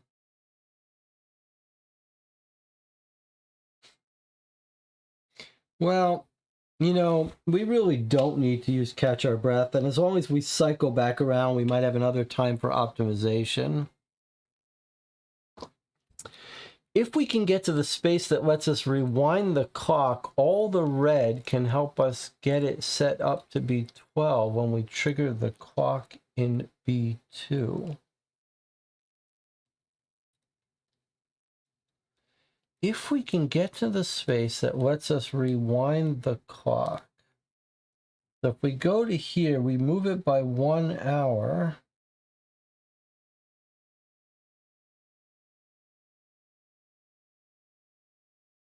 All the red can help us get it set up to 12. I don't understand that.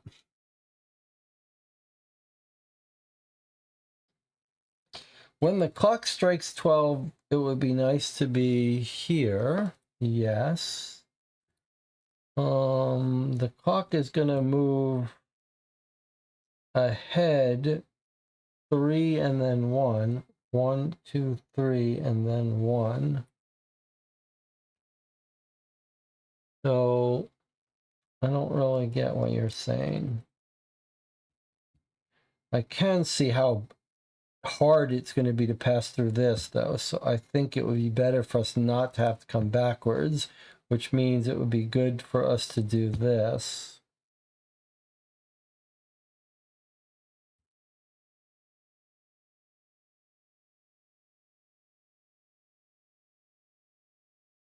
We don't know what this is going to trigger.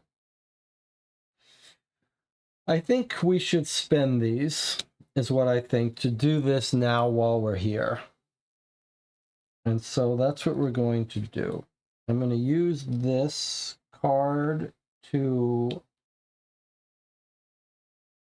move 1 space here. And then I'm going to use 2, 4, 6, 8. That's tragic. But I do think it's worth it.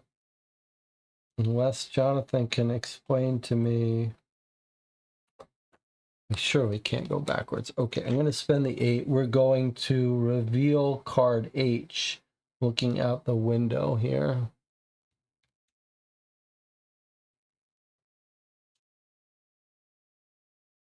H is a fate. Why are we revealing? I don't. That's weird. We're spending 8 to reveal this card. We don't even know how to get it. We're not going to get it. We're just going to reveal it. Why would we do that? Why wouldn't we just peek at it? I don't understand.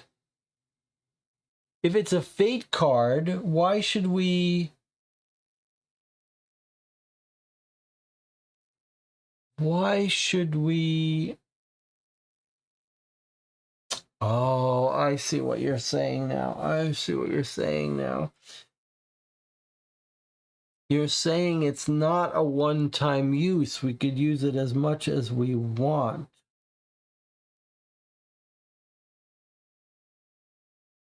That's very interesting. You're right. Now help me understand this bullshit. We're paying 8 contact to reveal this card, but it's a fate. Why don't we just peek at it as a basic action? I don't understand that. Let me take my 8 back. Let's do a peek first, then maybe it'll make sense to us. So a peek is just spending 1 card. So I'm going to go ahead and spend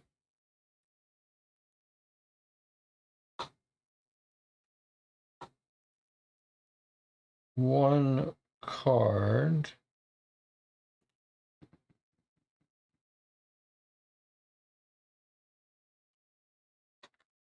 To peek at this fate. Perhaps you know the way to my house. I need to come back home before. This is Mrs. Shelley. Each dreamer may exchange one influence card from their hand for one random influence card from the influence market. That's pretty cool. That lets you get a random card from the influence market. That's very cool, but we've now peeked at it. So why should we buy it? That's very weird. All right, now we need to get off this space, but we could give ourselves a nice big turn if we use Ghost from the Past, if we wanted to spend the rest of our cards. I really don't understand that reveal card H nonsense. You think we pay to get that card? So you think reveal it means we get it, huh?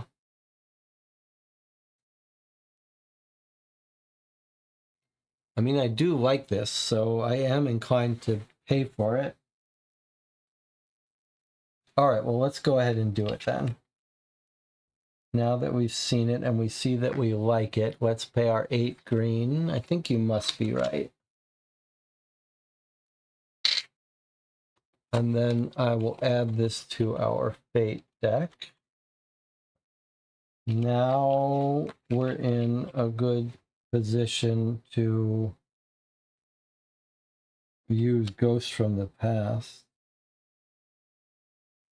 Let's go ahead and spend this card to move 1, 2. We've crossed a painful door, which flips a progress card or seal a card. So far, we're not having to fight anything, so I'm inclined to flip very long arms, which just gives us range for assaulting. Okay, that was the painful door. Now we need a green to do this action.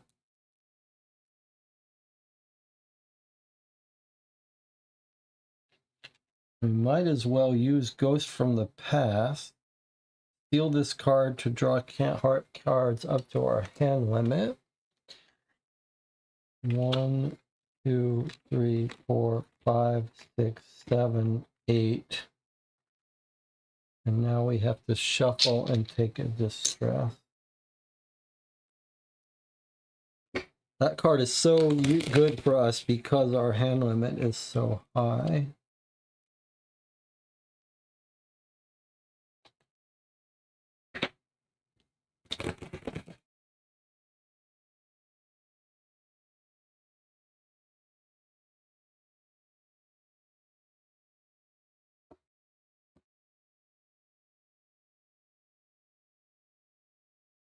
All right, there's our 9 cards.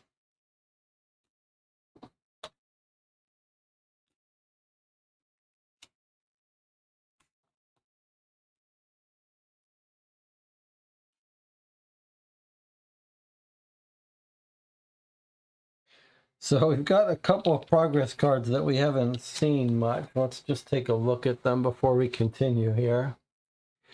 We've got an amulet that lets us draw cards, but it costs a blue gem. I don't like this card. Accumulation. If you're in water, you can put charges on this. These cards suck. I'm ready to trade these in. Okay. Lots of red cards. So we could do Jonathan's thing. We could come down here and move this clock all the way back up to here.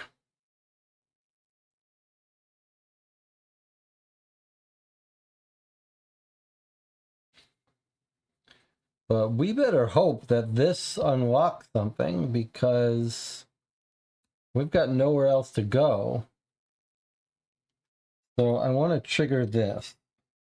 I'm going to spend 1 green to trigger the nice drawings. I wonder, Jonathan, if this isn't going to be the way the dream ends. Just by... Oh, we have to free a prisoner. But I think this might be the key.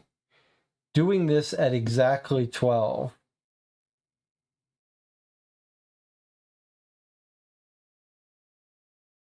I think we should consider doing this 12 thing sooner rather than later. Let's do this first. Reveal card F. I think maybe you're right, Jonathan, that this puts this in our control.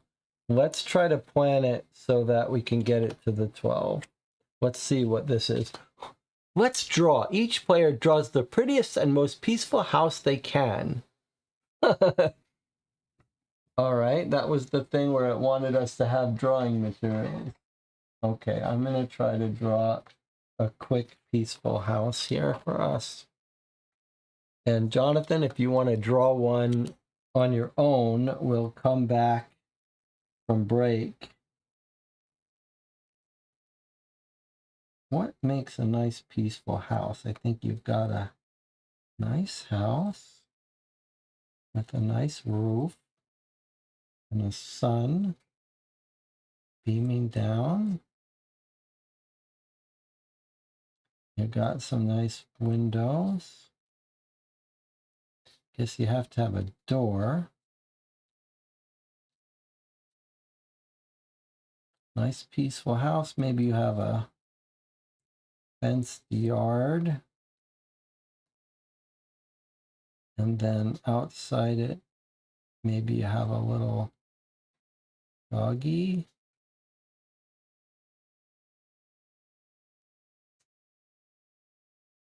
And then maybe inside the window, you got a cat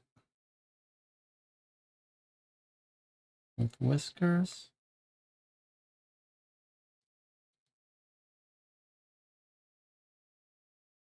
All right, there's my house.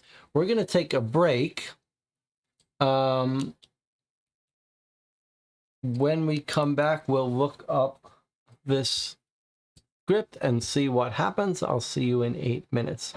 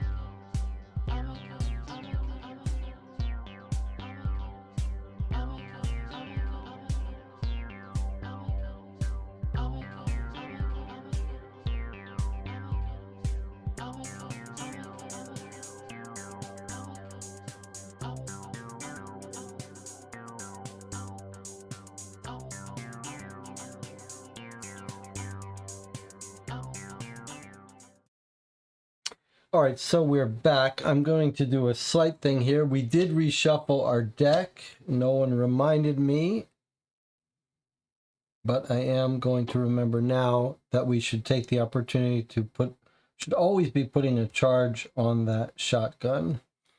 And to do that costs us 3 cards. I do think that's worth it. There's a good chance some monster's going to come out today. All right, well, we have now drawn a picture of a nice, peaceful, prettiest, most peaceful house with a cat and a dog. I know that doesn't look that much like a dog, but it is a dream. 964.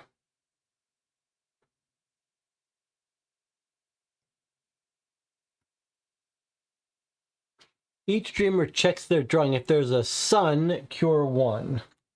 If there's a tree, cure 1. If there's a human character, unseal 5. Oh my god. If I had drawn a human, we would have unsealed 10 cards. If there's a door, you can relocate. Wow, did we get unlucky? All right. There is a door, there are windows, but reshuffling our influence deck, I mean, we only had, boy, we could have unsealed cards. If I had only drawn the girl, I was thinking about it, but I didn't do it. All right, well, we are shuffling our influence deck. Guess how many cards that got us? 4. That's some bad timing. That is some bad timing. If I had only drawn... Well, I wasn't going to draw multiple figures, even though this is a dream of kids and their parents, so maybe I should have. And if I had drawn a chimney, we would have gotten a whole bunch of gems. Jonathan, if only people had drawn drawings and not left it up to me. All right, I made some mistakes. I've learned my lesson. Okay, choose the most peaceful drawing. Its author gains 1 card, Ghost of a Friend. You have 1 minute to choose the drawing. If you can't, add it to the influence market. Discard card F to the secrets and block the nice drawings action. So, Ghost of a Friend, that seems like it should be telling us... It feels like that should be one of our cards. I don't understand where you want me to get that from.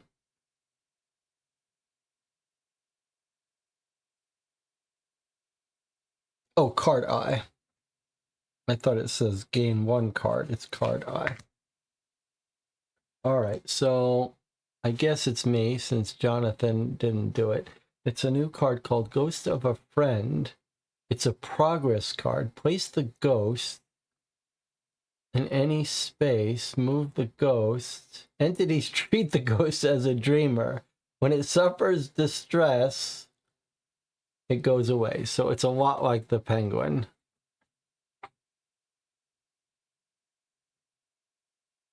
It's kind of expensive though, but okay. Discard card F to the secrets. That was this drawing card. Okay, well, that could have gone better. I would have loved to unseal some cards. We should have taken that more seriously, shouldn't we? We should have taken it more seriously. All right. Lesson learned. Lesson learned. Pretty clever, though. All right, now, I do think Jonathan's theory about matching the clock, there's another clock here that looks like it's almost 12. I like Jonathan's theory. We haven't met this prisoner. I wouldn't be surprised, though, if we doing this at 12 is the key. We've got some time. We did draw a door, so I can relocate anywhere, but I really don't. I guess I'm not sure I do want to relocate. I mean,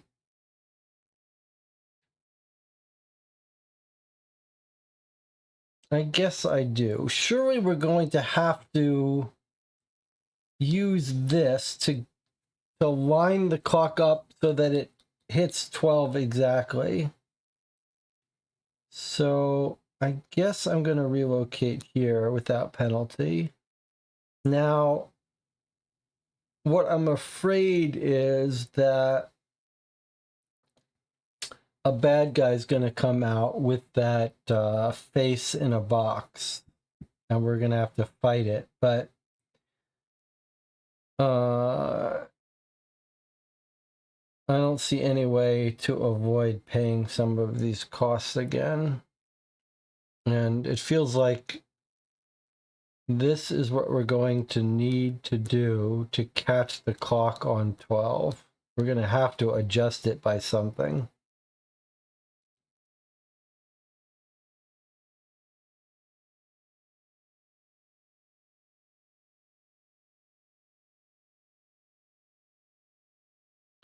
I wonder. So it's going to move 3 and then 1. So 1, 2, 3, and then 1. We're going to have to wait for it to move 2.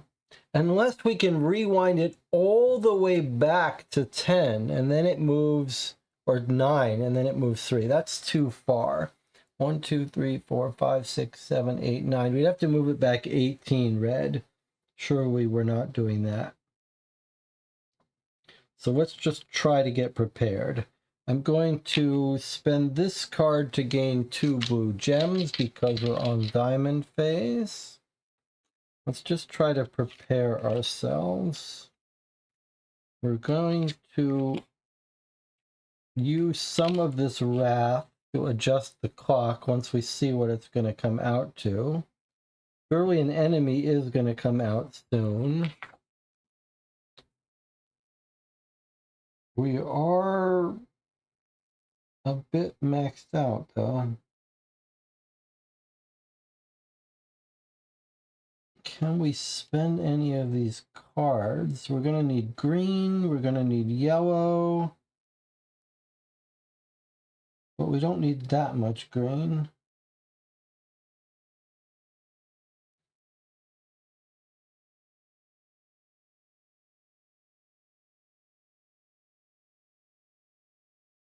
One, two, three, four, five, six, seven. We'll only be able to draw 2.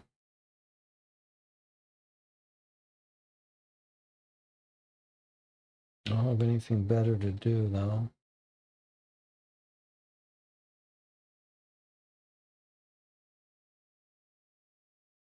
We need greens, we need reds, we need yellows, so...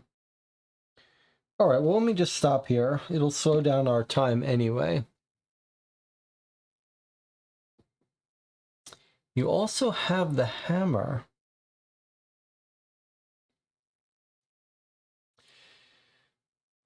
You're right, I do have the hammer. We still don't have nearly enough. And the other question is, this is not an action that can, this is not an action that can be bolded. So we can only spend 2 per time. So even if we had like 8 with 1 card, I don't think we can, you can do some, you can bold assaults, but you can't bold arbitrary stuff.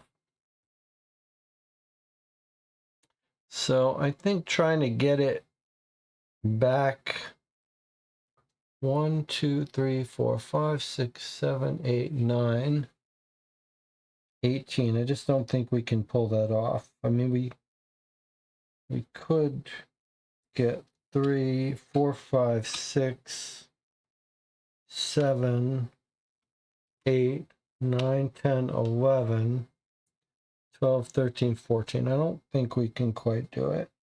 And it would be pretty painful.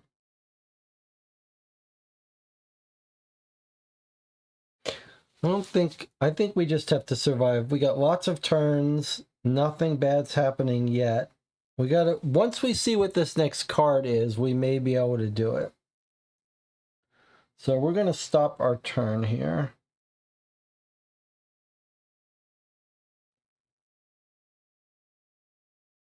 All right, we're stopping our turn. The diamond goes off. It moves 3 spaces. 1 fire triggers. We're not on fire. 2, 3. So 3 fires triggered, but we're not on fire, so we're safe. But now the bag head triggered. And where is our baghead rules? Baghead resolved once. I think this is going to bring out an entity, I'm afraid. 846. Bing bong. The doorbell rings and we hear the shuffling of heavy steps and clumsy movements. I'm back, I'm tired, and I'm not in the mood. You better not tease me. It's just fatigue, okay? Why all these questions? Reveal tile W, the box knight, and spawn the box knight unless it's already in the dreamscape. So we were right about it bringing an entity, but the box knight. All right, let's see what we've got here. And he's going to spawn. Oh my God, look at that. The box knight. So we can assault him for 6 and we gain card G. Remember to give me a chance one day, he says.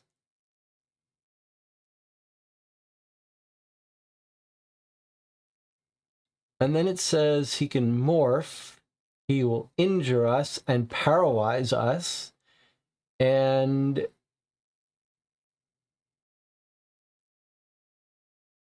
if we start our draw turn in his space, we would draw 2 more cards. Remember to give me a chance.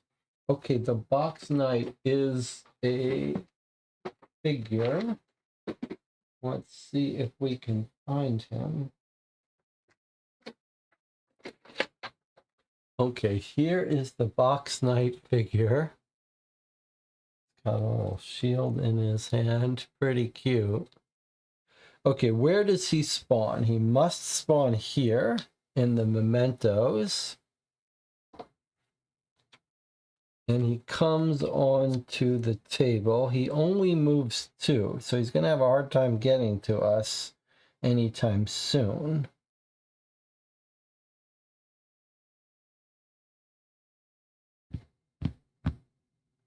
And that's the end of that turn. Now we have a 1 clock turn. We'd rather have the clock go further.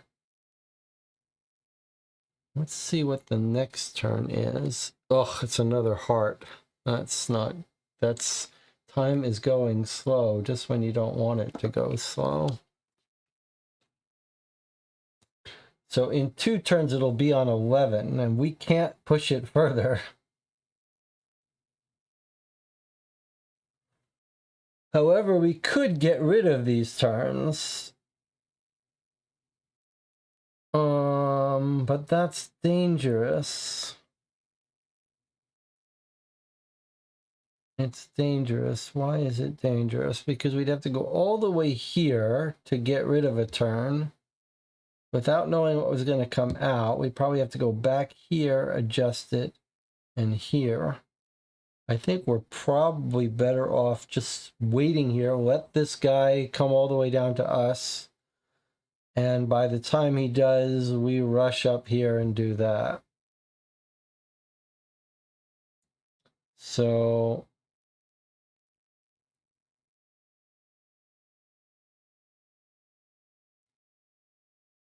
I think we just wait. We've got the time, we've got the hours. We're in a nice safe space. We just wait. 1, 2, 3, 4, 5, 6, 7. Okay, so 2 cards get drawn. Optimization. Okay, now we can prepare the... Oh, look at what we've got. We've got our nice cards came back around. Okay, so because we have time to kill, we're going to get these built. That's what we're going to do. So let's go ahead, and it would be nicer if we had the card that let us build cheaply, but I haven't seen that in a while. I guess it's probably sealed. So let's go ahead and build this because we've got time.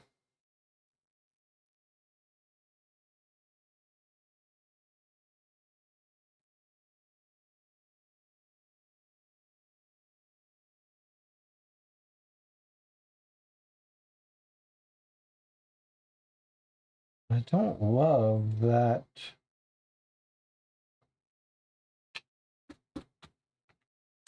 I don't love that we don't have the green cards, the green intent for this.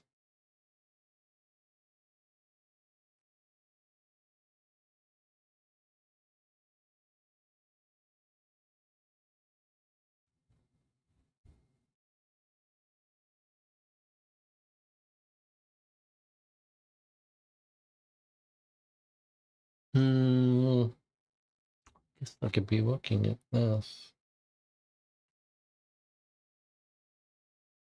We don't really need to do 2 hours, and we don't really need to do this. So I guess I'm going to... I hope I don't live to regret this.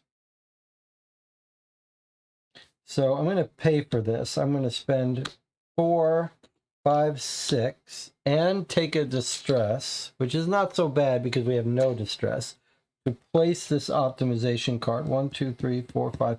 Just because this is as good a time as any to get it out while we're just biding our time.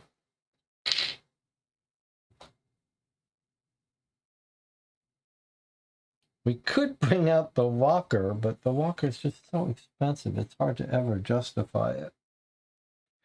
And we want to hold on to some wrath so we can trigger this, but we don't need that much wrath. I'm almost inclined to throw a card away just so we get more yellows and greens. I just cannot imagine us using this. I am going to throw these 2 cards away, believe it or not, just so we can get better cards on our next draw. We can spend... Hold on a second. That's not the right thing to do, is it? We can peek and we can trade in for blue gems. So we can peek at G. We can absolutely peek at G. But now, how do we know how we get G, Jonathan? Was there something that told us how to get card G? Because if we don't know how to get it, there's no point. It's only when we have to pay for it to get it that we should do it. So you tell me if you saw a way to get it and I forgot. Otherwise, I think we'd be better off instead doing our action that lets us discard 3 cards to gain a gem. That's what we're going to do. I'm going to spend 3 cards. I thought we got G for assaulting the box knight. Is that right? I see.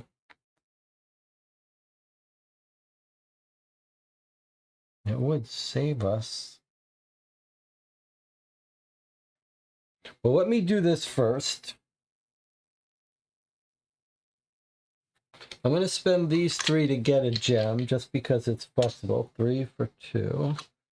And then I will probably use a card to peek at the box knights thing in a second. Okay, we're going to end our turn here.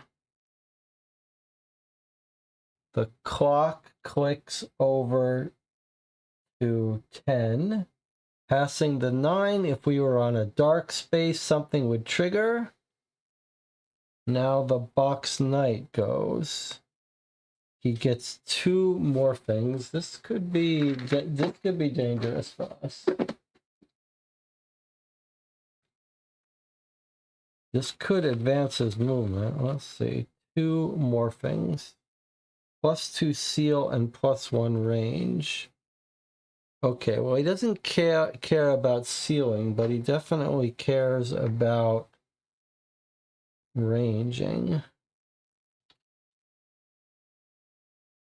And now he's going to move.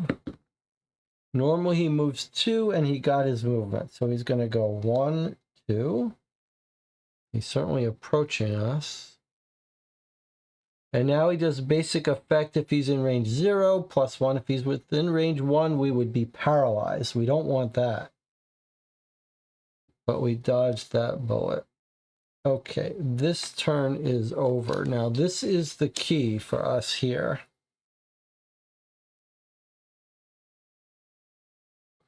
The good news for us is that he's not moving till the end of his turn. That's a great thing for us. But now let's see what his next move is.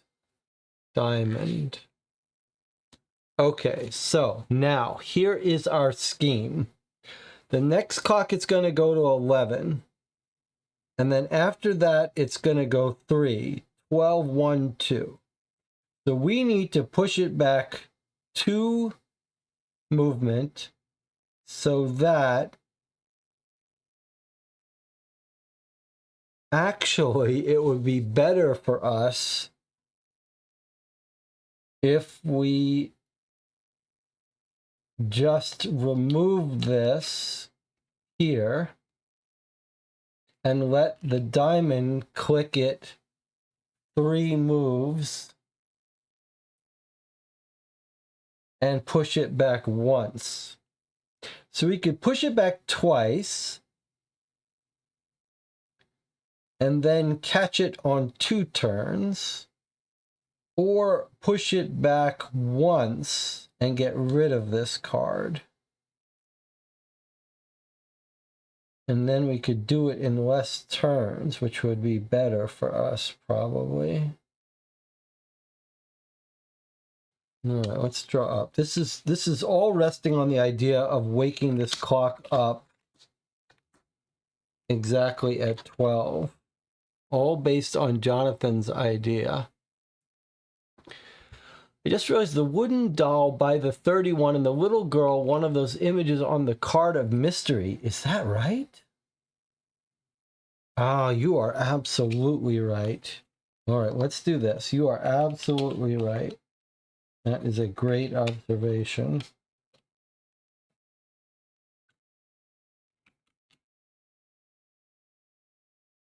Okay, that's pretty good for us. All right, so what is Jonathan saying? Jonathan is saying this card here, right here, that little doll, is one of our dolls from our mystery thing. We have to be on the space and spend 5 green. Oh, that's going to slow us down if we have to do that. Oh, I don't know about that. So let's go over what we can do here, though, what our plan is. If we can, what we'd like to do, what we could do is we're going to push the clock back by a certain amount. And then our goal is to get onto this space and do this while the clock is exactly at 12.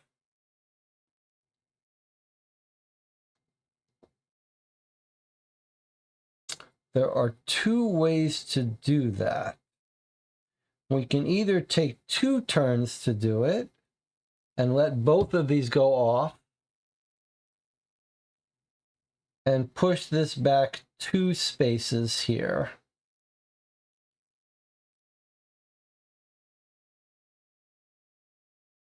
For 4 wrath. The other way to do it is push it back 1 space, come up here, discard the heart, let this go off,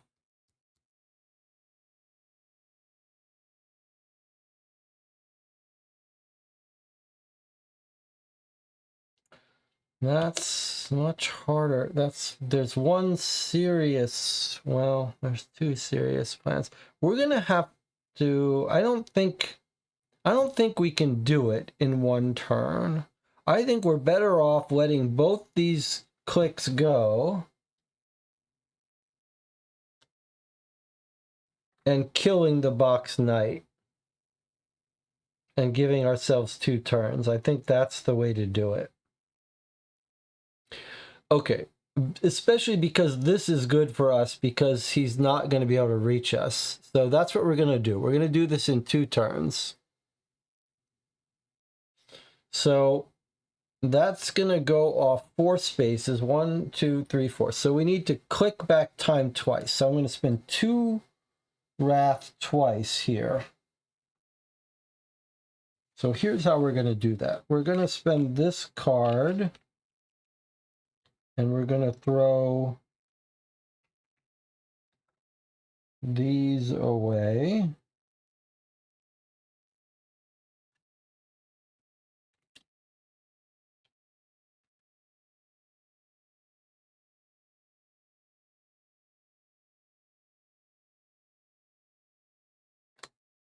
To get ourselves 3 gems. Well, it's going to give us a little bit of flexibility here.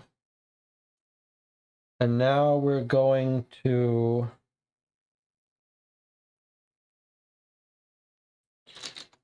do this twice to move the clock back 2 hours, not resolving any effect. So clock's going 9 and 8. So now our plan is it's going to go 1 and then, wait, 1 and then 1, 2, 3. 1, 1, 2, 3. That'll get it on 12. Okay, we've now controlled the clock based on our 12 midnight theory.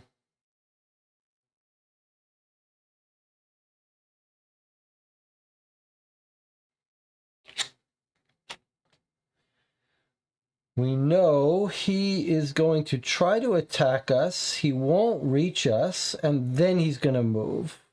That way, on our next turn, we can kill him and then safely move up, and he won't be trying to attack us. That is the way to do it. 1, 2, 3, 4. And we've got plenty of hand left. Okay, that's it then. I'm going to stop my turn here, let him do his worst. So red effect goes off. If we were in range of 2, we're not. We would get paralyzed. Then his basic effect range of 1 wouldn't trigger, so now he's going to move. We'd like him to, I guess, come to us. 1 space. I guess he's going through this door. That's good enough. Good enough for us to get him. And then the clock goes 1. It's past the burning fire, so burning fire would go off. We're not in a burning fire space. That turn is over. This is going to be our turn that brings us to midnight. We are going to want to kill him before we go on. We can do it with the hammer.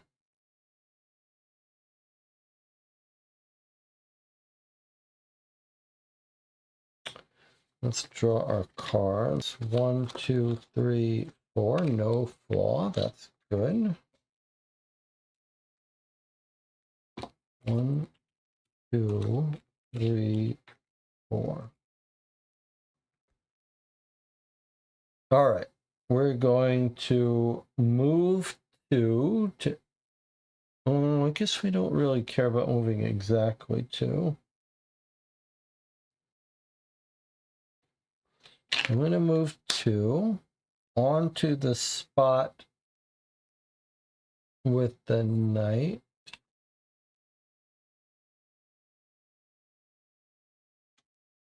Now we need to assault him for 6, and that's going to get us card G. Shotgun would do 3. And then the hammer we could use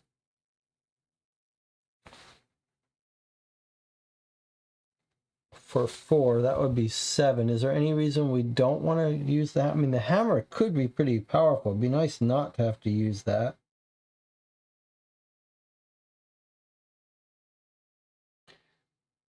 We don't know if we're going to need more of it, though. And Jonathan is going to want to do that, so we might want to use our gems for that doll. And then we are going to need to do this, but not actually till the next turn. So I think we're going to be able to kill him and look at the doll.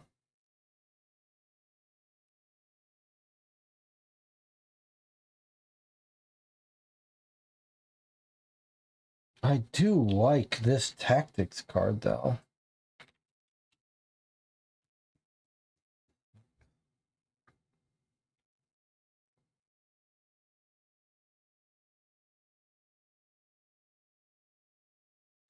I did go over two bad, painful doors. So we need to seal two more cards. I think we're going to seal two cards rather than flip cards. Actually, flipping cards is pretty easy for us. I'm going to go ahead and flip one optimization because we don't need that yet. And then I'll seal one. Okay, now 6 assault.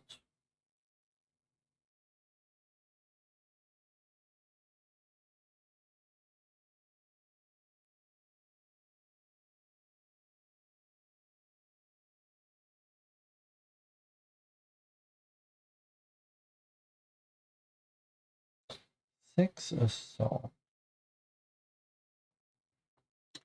I suppose we can use that hammer. Okay, so there's our 6 assault. I don't want to roll the die. I'd rather just do it exactly with this. So that's 6 assault. We've lost that item. And we spent that, and we've killed the box knight. Because we've killed him, we flip the entity tile face down. He's losing his morphs, and we're getting card G.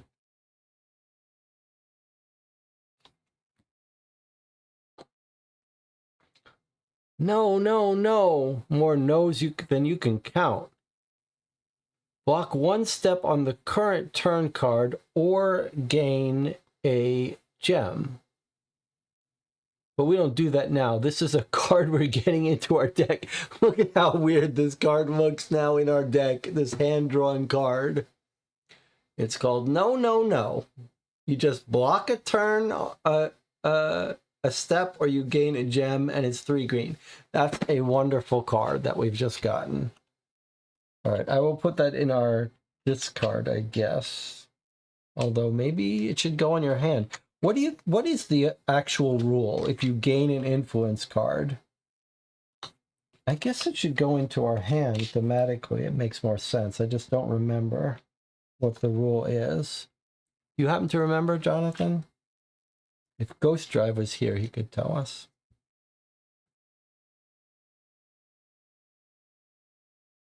So we have knocked down the box knight, and now we've got a little bit of a breather, and we're on a nice safe space.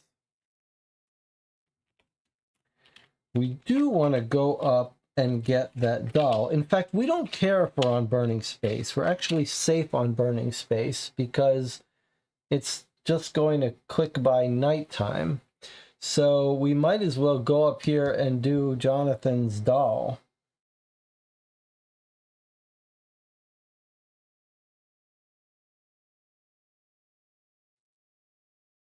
Might as well. And we don't need to block any turns, and we don't think we're going to have to be fighting anyone anytime soon.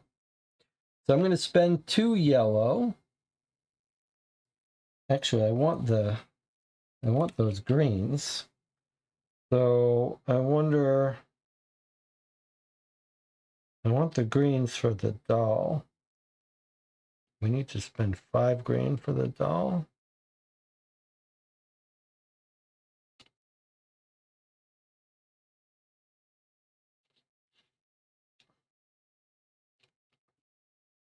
I'd rather not seal anything. So let's just use 2 cards. I hope I don't come to regret this. 2 movement cards to walk there. And then, if we've already seen this doll, the Box Knight will absolutely wake up again, and he'll wake up on that space. Absolutely he will. I wouldn't be surprised if the game doesn't end, but I still think we're in good shape here for this. So we're going to spend 5 green now on this space. If we've already seen this doll, we'll undo it. I'm going to spend this 5 green.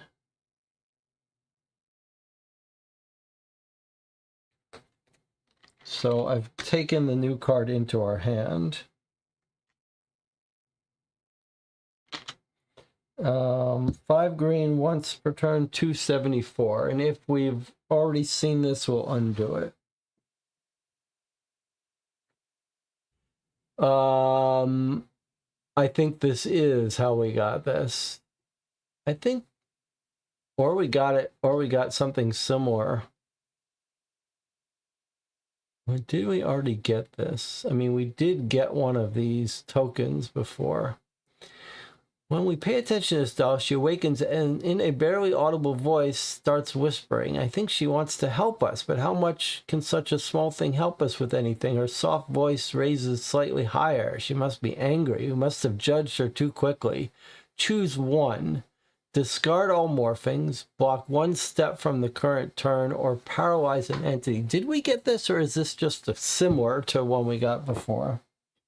I mean, this is not useful for us, but I guess we could take another token.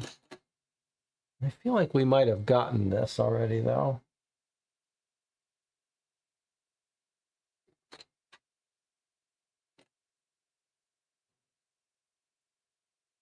Why don't we just, Jonathan doesn't remember. I'm just going to undo this because I don't think we want any of these. So I'm just going to take these back and say, no thank you to the doll. Maybe as a compromise, I'll discard this card into the discard deck. Okay. 1, 2, 3, 4, 5. So we're in good shape to draw cards for the next turn. We can stop right here. No need to run down. All right, here we go. Diamond goes off. There's no entity to move, but diamond goes off, which goes 3 spaces. 1, 2, 3. Right on 12 midnight. 3 darkness. If we were in darkness, we would have suffered. We would have had to seal cards. We've got our turn. 1, 2, 3, 4. We got our flaw. Our flaw just makes us throw out an item to restore 1. We don't have an item, so that just goes away.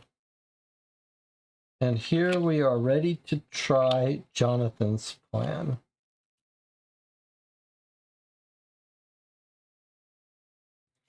First, we're going to turn shiny into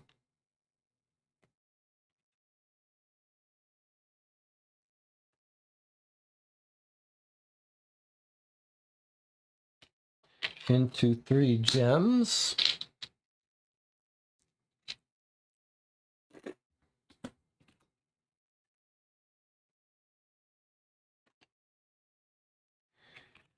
Okay, now we need to move. 1, 2, 3, 4. That's going to be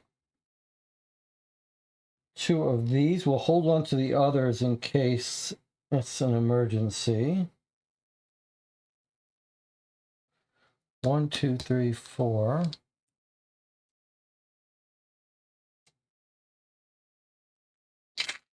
Now,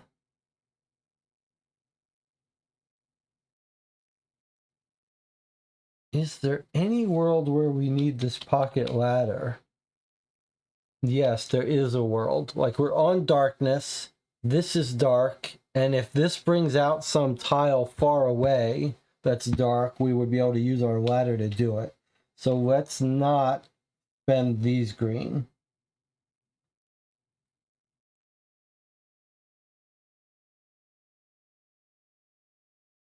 We could spend this to draw 2 cards. I think we're probably better off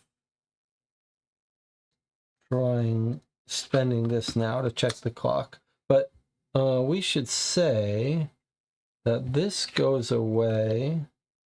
This is our next turn. It's a spade, and the one after that is a diamond. So clock's going to be spinning pretty fast now. But this is all based on Jonathan's intuition of midnight. So I'm going to spend this. We're going to check the clock. It's now midnight. This is what we've been waiting for. Here we go. 378. This is our entire game is resting on this theory. I think it's a fantastic theory, by the way. I love it, and it makes this dream more interesting that we had to manipulate time. I don't think it's going to end the scenario, but I think this may bring out our prisoner. It's 12 o'clock. Something emerges from the darkness, a room with drawings on the walls. There are blocks with letters scattered all over the floor. Reveal tile Z unless it's already revealed, and reveal card D. All right, Jonathan, that seems like...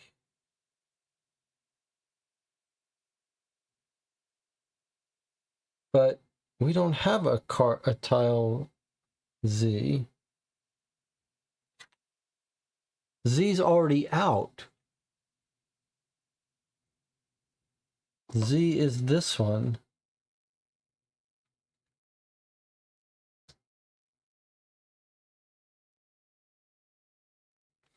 All right, but maybe D is going to make all the difference. Or maybe we're going to have to catch the clock on all of those times. I wonder if we shouldn't have thought about that.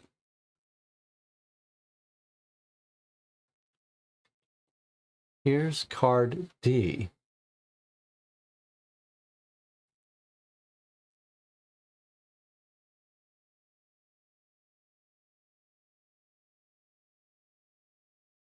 You may read 259 any time.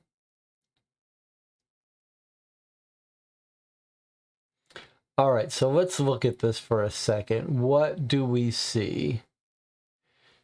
Each color has 3 letters that are square and a number that is round.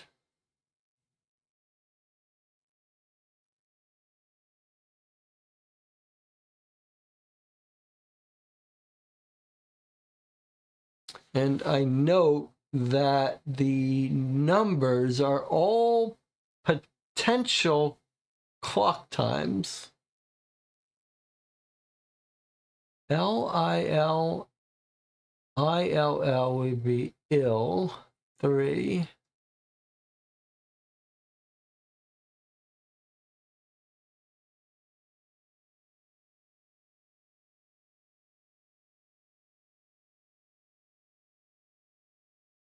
No, wait, I'm wrong. The reds only have 2 square blocks and a round one.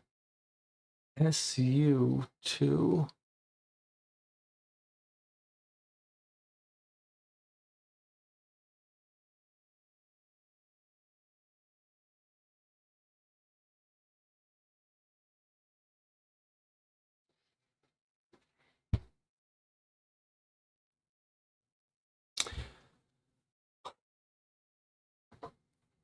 I see through 3 blue squares. Match 3 blue on round peg. 2 red squares match the 2 number on the 2 red, but the 3 yellow doesn't match the 1. Maybe we use all the blue, all the red, only 1 yellow. That's an interesting idea. All right, let's try to... That's a very interesting idea, Jonathan. So let's see. ILL is the blue. SU illusion? Is that what it's going to be? It's illusion. It's illusion.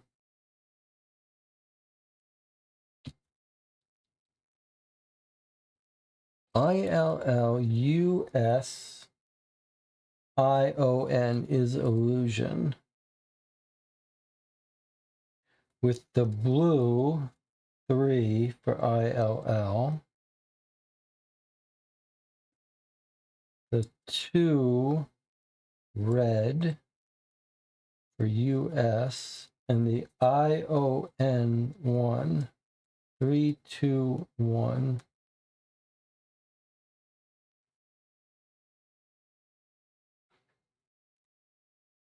Now, what does that mean for us?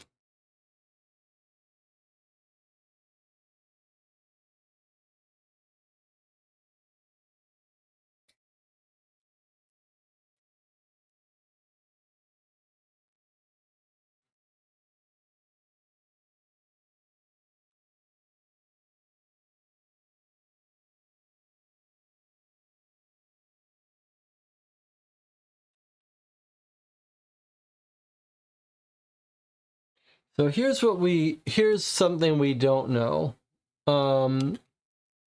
There are 4 more cards that we haven't seen, and we were told that there were more times that we could set that clock off.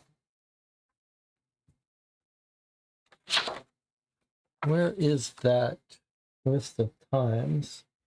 John says we could try looking up 259 and putting in that illusion. That's a good idea. Let me just get out this other thing here. So we've checked it at 12.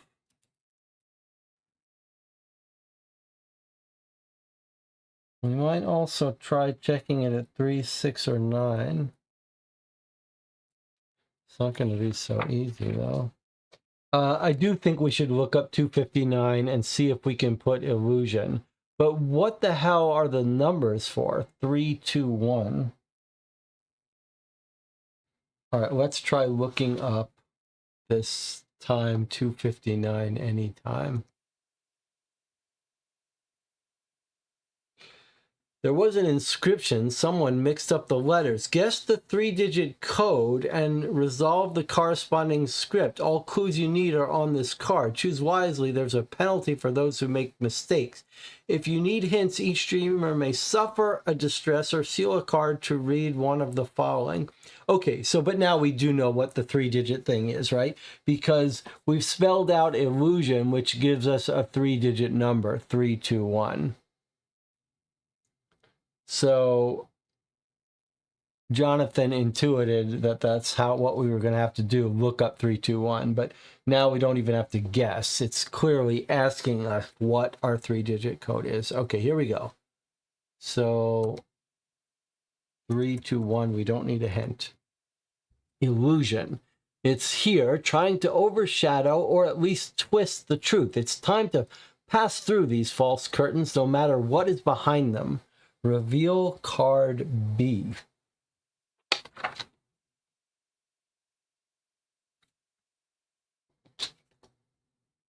Whoa, look at this. That's creepy. It's a door. Peek through the keyhole and reveal card E. Where does this go?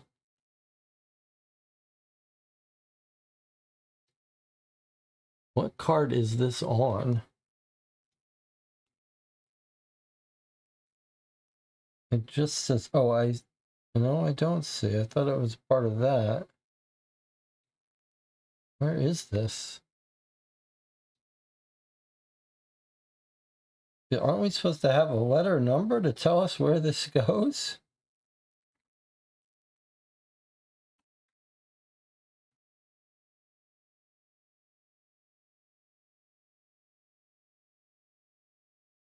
I don't really get this. Surely we're supposed to be told where this goes.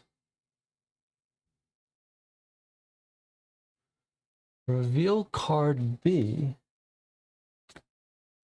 What's the lettering here?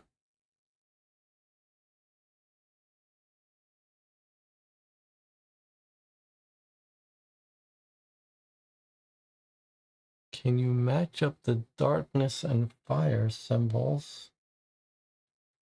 I mean, it could be right on this space. Sure doesn't look like it goes there. That's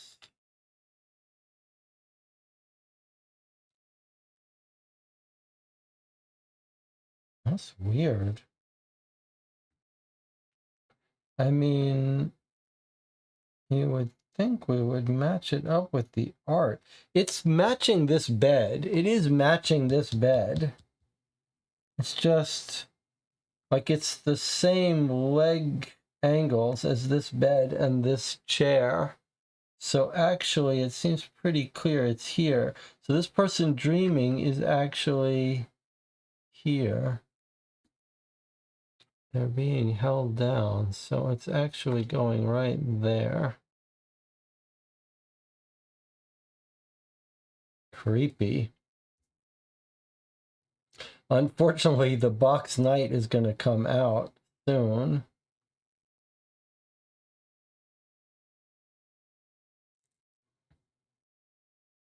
But we might be wise to just stand on this card, let him come out when the clock passes that hour, and then immediately kill him before he gets a chance to move.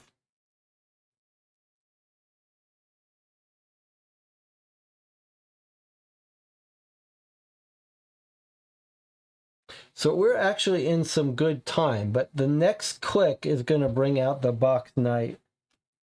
So I think what we do here is we allow him to come out. When he comes out, he'll just come out, and then he doesn't move when he comes out. He just comes out, and then we'll just kill him as long as we can generate enough assault.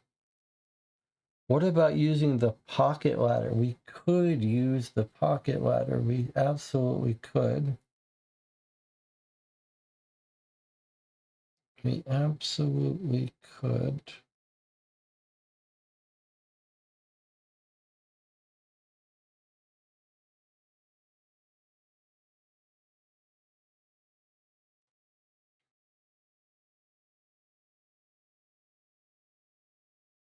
We do have turns, though. I think it would behoove us to just kill this guy rather than worry about him hurting us. So I think what I'm going to do, since we've got room here, we could still use the pocket ladder, but I think it's better for us to let him come out and kill him. Since we're not in any danger here. We are in danger. The knight will trigger if we don't get off this space. What does knight do? Seals 2 cards. Not the worst thing in the world. Alternatively, we could just use the... How far away is he? 1, 2, 3. He could come hurt us, but... the problem is this is also knight.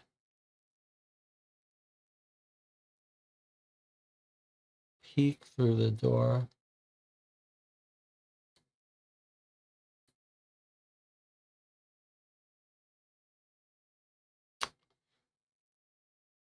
All right, I guess Jonathan has a point. If we could get over there and do it, maybe we should just do it. All right, let's use our ladder. Let's try to do it this turn. What's the harm, right? Surely we are going to use the ladder to do it, and we can kill him on our own later. Okay, so for 2 green, we bring out...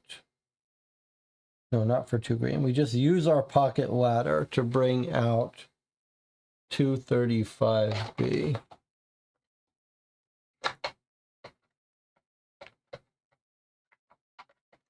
Which is the dark room.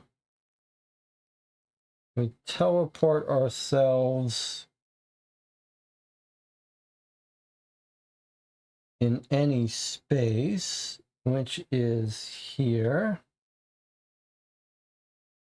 We should remember that for 6 green in this dark room, we can bring out items.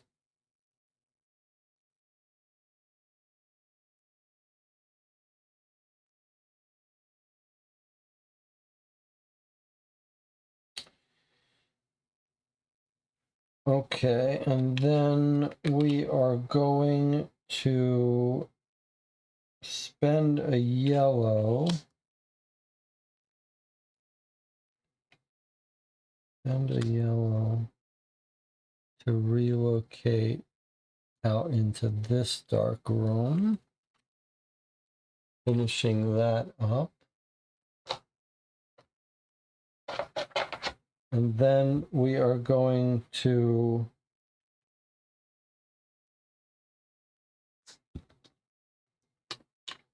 spend 4 green to peek through the keyhole, which reveals card E. This card is active until this dream ends. If you're in the door space, you can spend 2 green to inspect the clock. Okay, well, clearly, not clearly, but we think we probably want to inspect this clock when our master clock is at 9, right?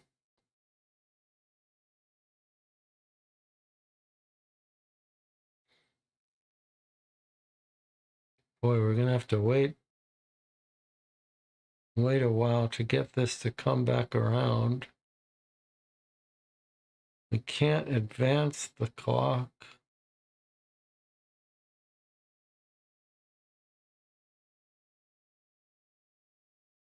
All right, well,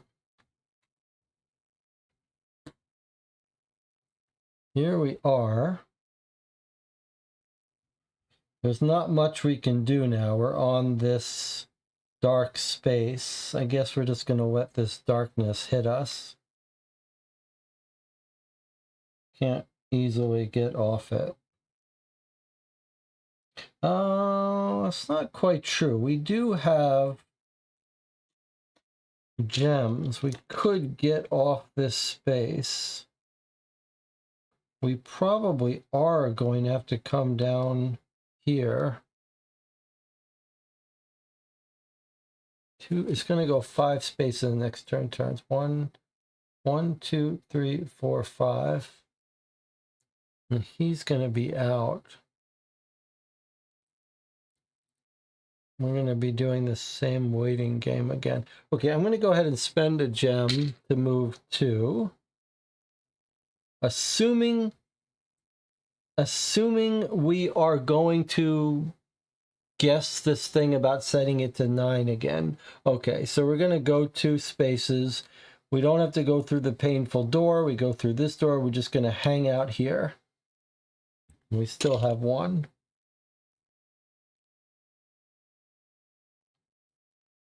Because we're coming down here because we think we are going to have to do this.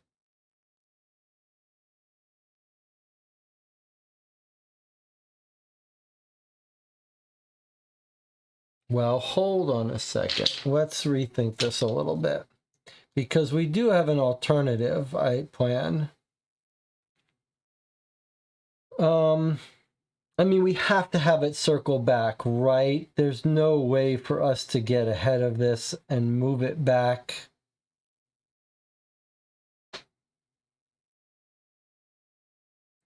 It's going ahead 1. We'd have to move it back 1, 2, 3, 4.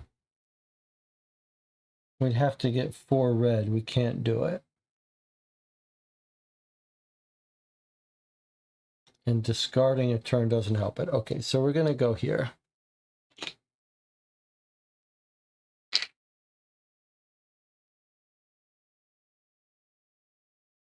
All right, this kicks off.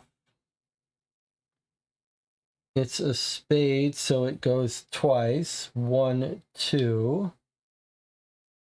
The nighttime came. We weren't on nighttime. The green leaf came, which heals up a distress. And then the box night comes, which is 846. So box night comes back out and he spawns.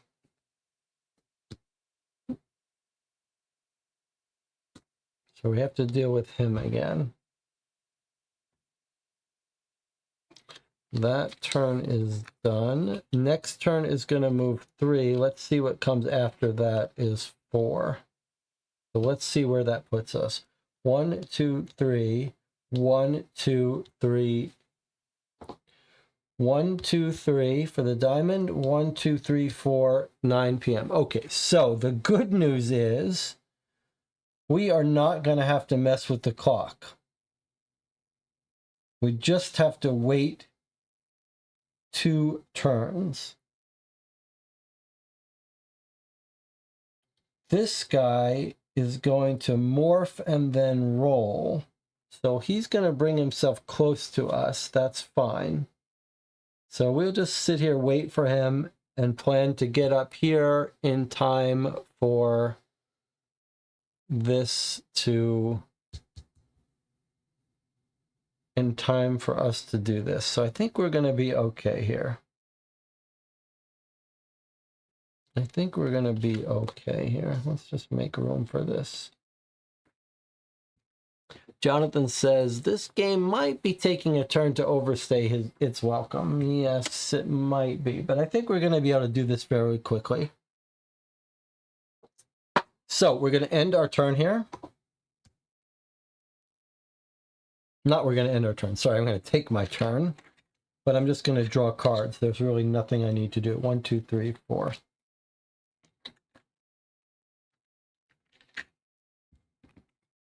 Maybe we can build this progress card if we want to.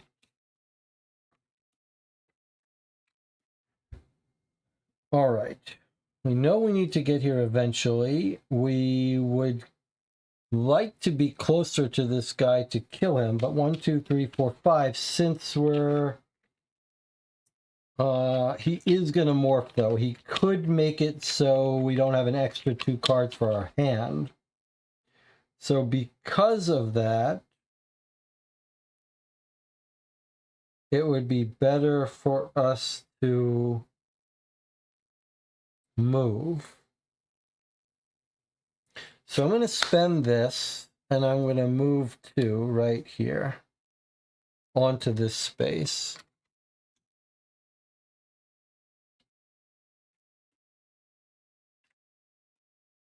We're actually not in great shape to fight him, but we do have our 6. We do have 6 to fight him with, including our gem.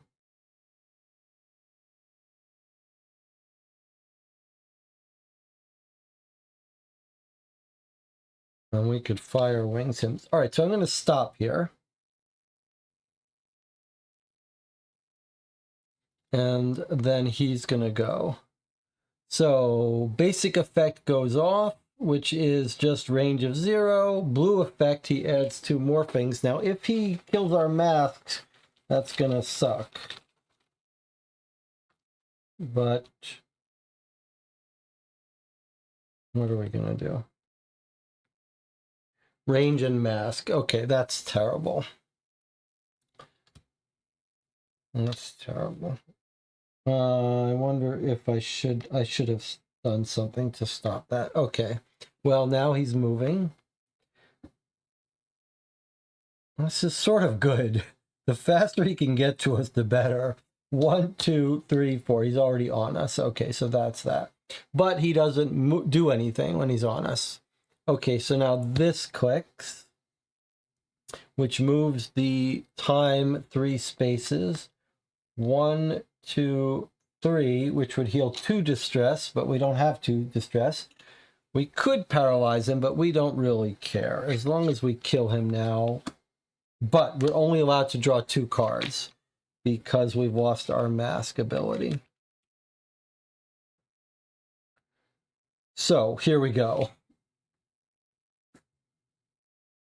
we can right now gain 6 to kill this guy, but we might lose it. Well, I don't want to lose it. I think a better thing would be 2, 4, 6. I'd like to put this out instead. Oh, we do have shotgun. Let's hold on to this. Let's shotgun for 4, 5, 6, 7.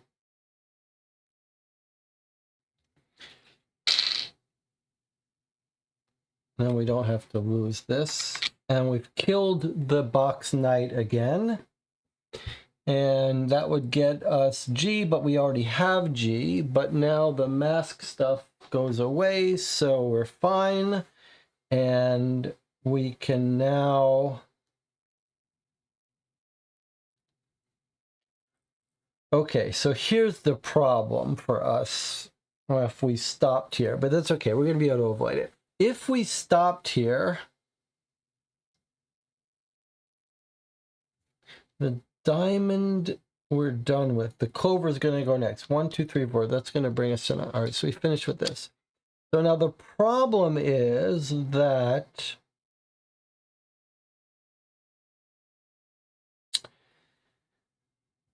a new box knight is going to come out. I don't really care about that. However, 1, 2, 3, 4, 3 burn rooms would trigger, and we are in a burn room.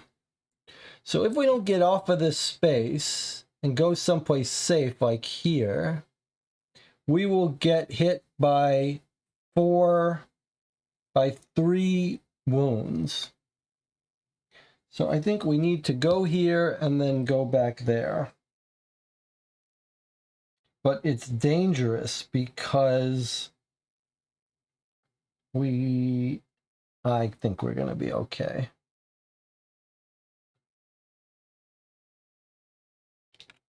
So let's move 2 spaces.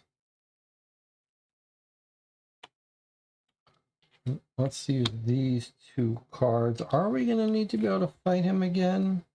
Possibly. 2 green is more important.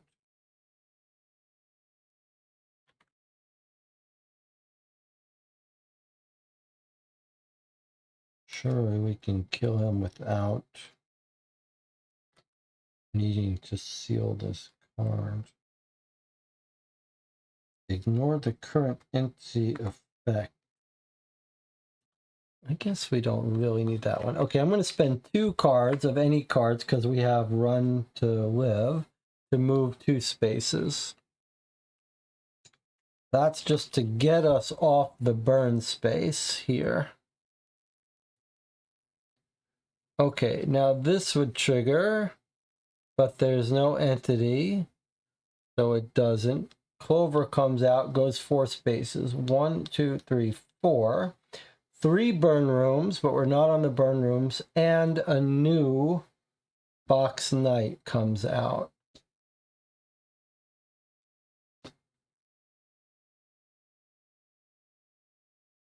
However, it's now our turn and it's 9 p.m. 1, 2, 3, 4. And we get to see the next turn card. 2 spades. And now we just need to get over there and spend 2. There's Smarty, there's Stairs, there's Uncontrolled Flight, and then there's that. Okay, so for 2, I'm going to go ahead and go 2 spaces.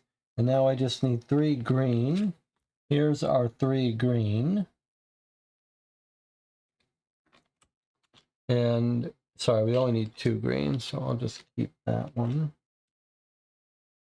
Let's inspect the clock. 1:97. Jonathan says, take a break. Okay, I'm gonna take back my 2. We'll inspect the clock when we get back from our break.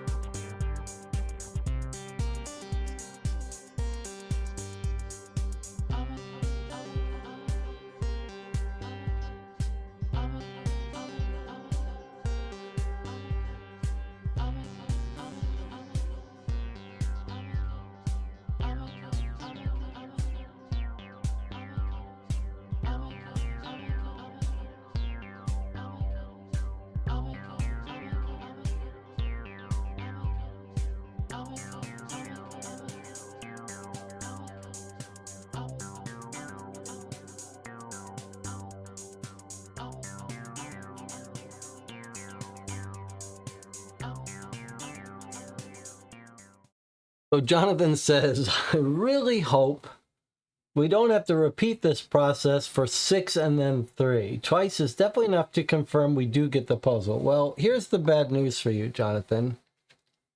There's 2 more secret cards. So it would seem very likely that, well, the last time we did it, 1 was the place we had to go, and 1 was this card.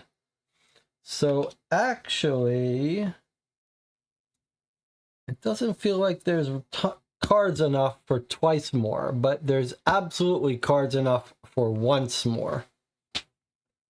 So here we go. We're spending 2 green to inspect the clock. And we think 9 o'clock is right, and that's what time it is on the clock. Here we go. 197. What time does the clock on the A1 tile tell? Okay, and it is 9 o'clock. It's 9 o'clock. Goodbye. See you soon. Reveal card C.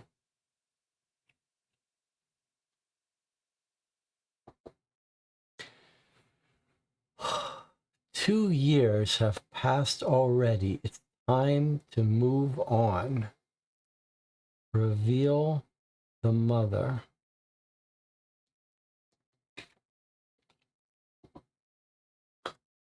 So C4 is here.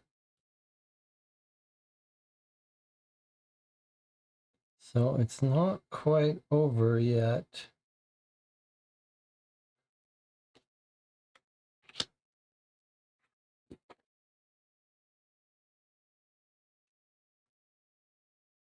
And the box knight is awake. Sorry, these should be here. We have 2 more turns after this. Okay, the box knight is awake. We do have cards, though, but no gems. We have cards to fight him with. But we can probably get down there. 1, 2, 3, 4. We need 4 movement. We do have uncontrolled flight.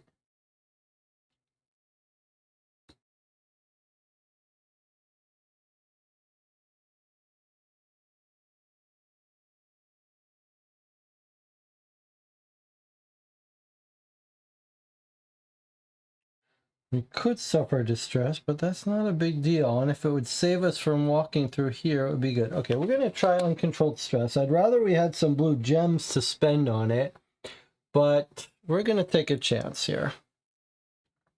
All right, let's see what we've got. So we rolled a dash, which is 3 spaces. So 1, 2, 3. And I guess we do have to pay for crossing this anyway, because we didn't relocate. That would flip a progress card or seal a card. I don't really want to flip a card in case we need it. So I'm going to seal a card because we're in for a penny, in for a pound now. Those cards have to get unsealed. And then we just have to move and then green. So I still want to keep tactics to bring it out. Fire wings. What if this brings out a monster we have to fight? But probably not. Release the mother. Just in case, though, I'm going to spend this card to move onto that space, and then this card to release the mother, which is 28.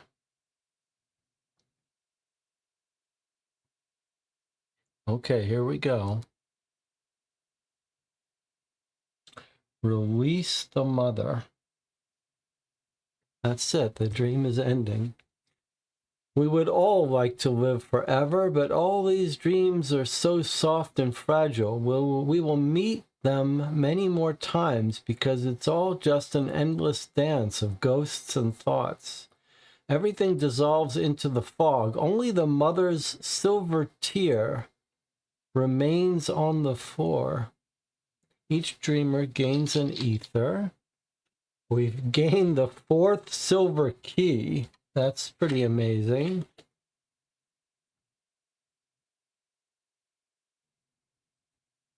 You can suffer a distress to unseal 3 cards. Okay, let's go ahead and do that. 1, 2, 3. Just because we have no distress. We get our shopping cards back.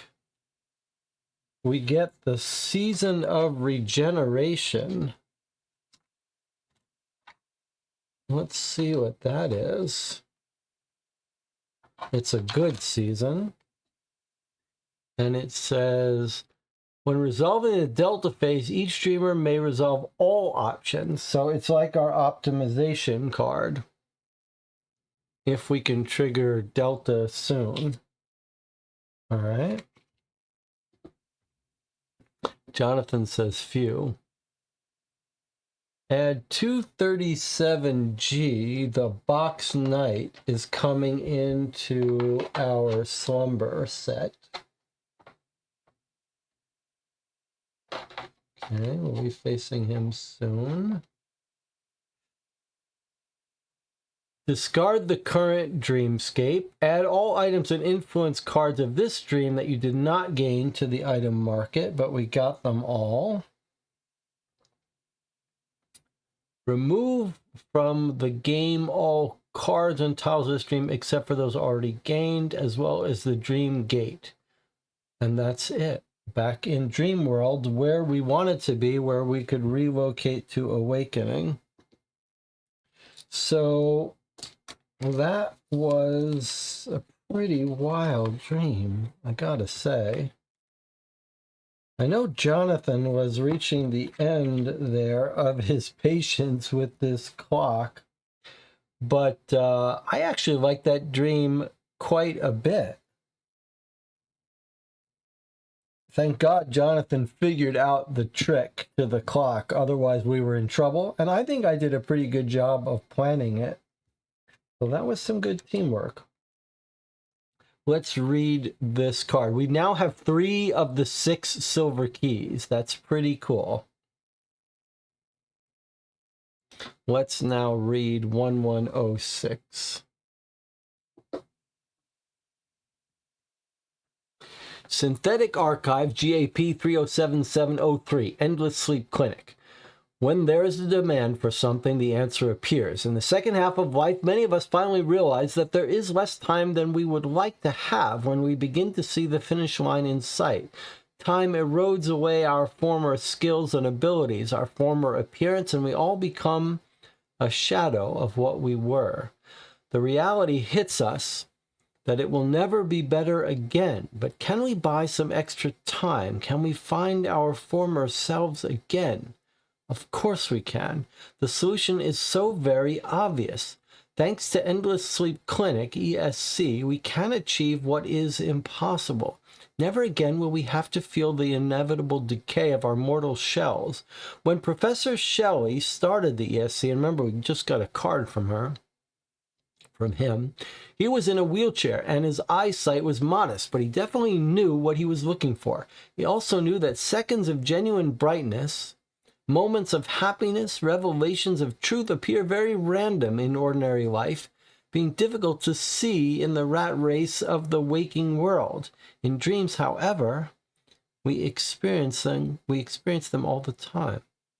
He noticed that memories of real events in dreams were perceived in the same way by the human mind.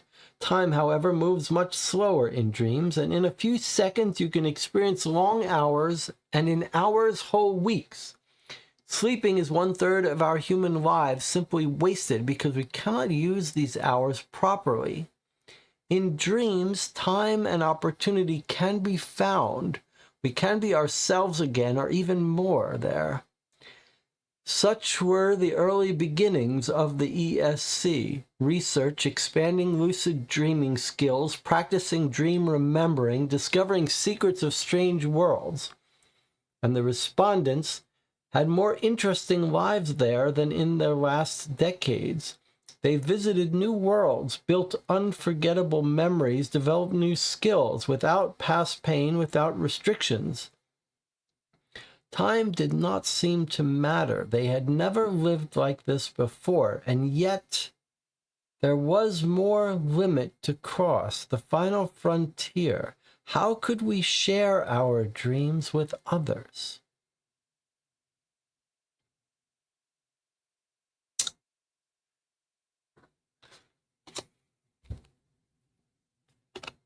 I'm hooked.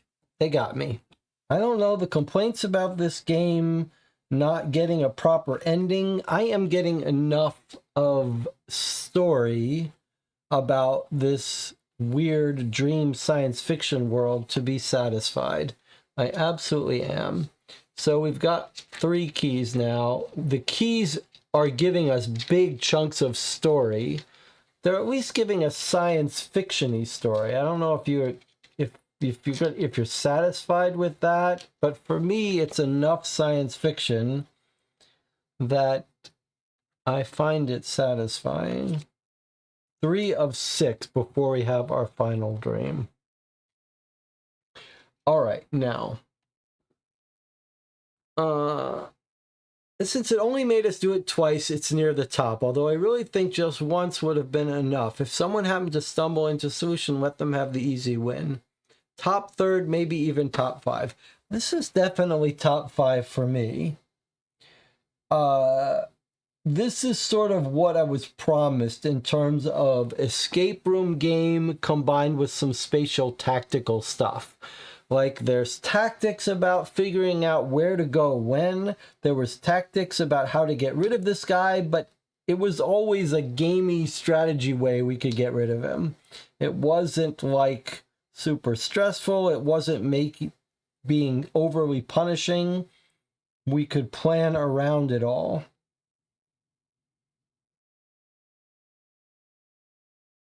Pretty neat.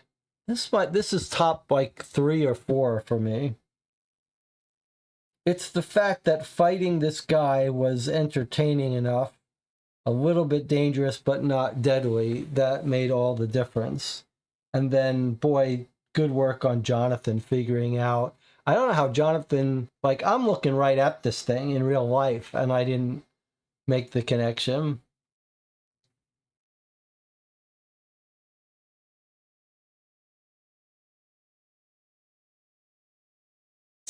Pretty cool.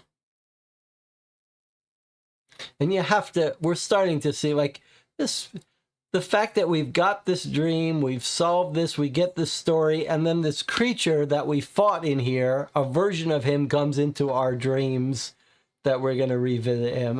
I'm seeing the pattern. There's a vision. It's pretty impressive. Now we're popping out on horizon where we're about to awaken and click the delta. So do you want to do that awakening delta button now, Jonathan, or shall we wait? We had a 4-hour stream. Would it be better to wait until next time? Clock, pretty cool. Sarah, just come in. You've got the door. You know how to use it. What do you think, Jonathan? Do you want to hit that delta button now, or do you want to wait for the next session? Jonathan says wait. All right. Well, thank you for joining me. I'll see you next time.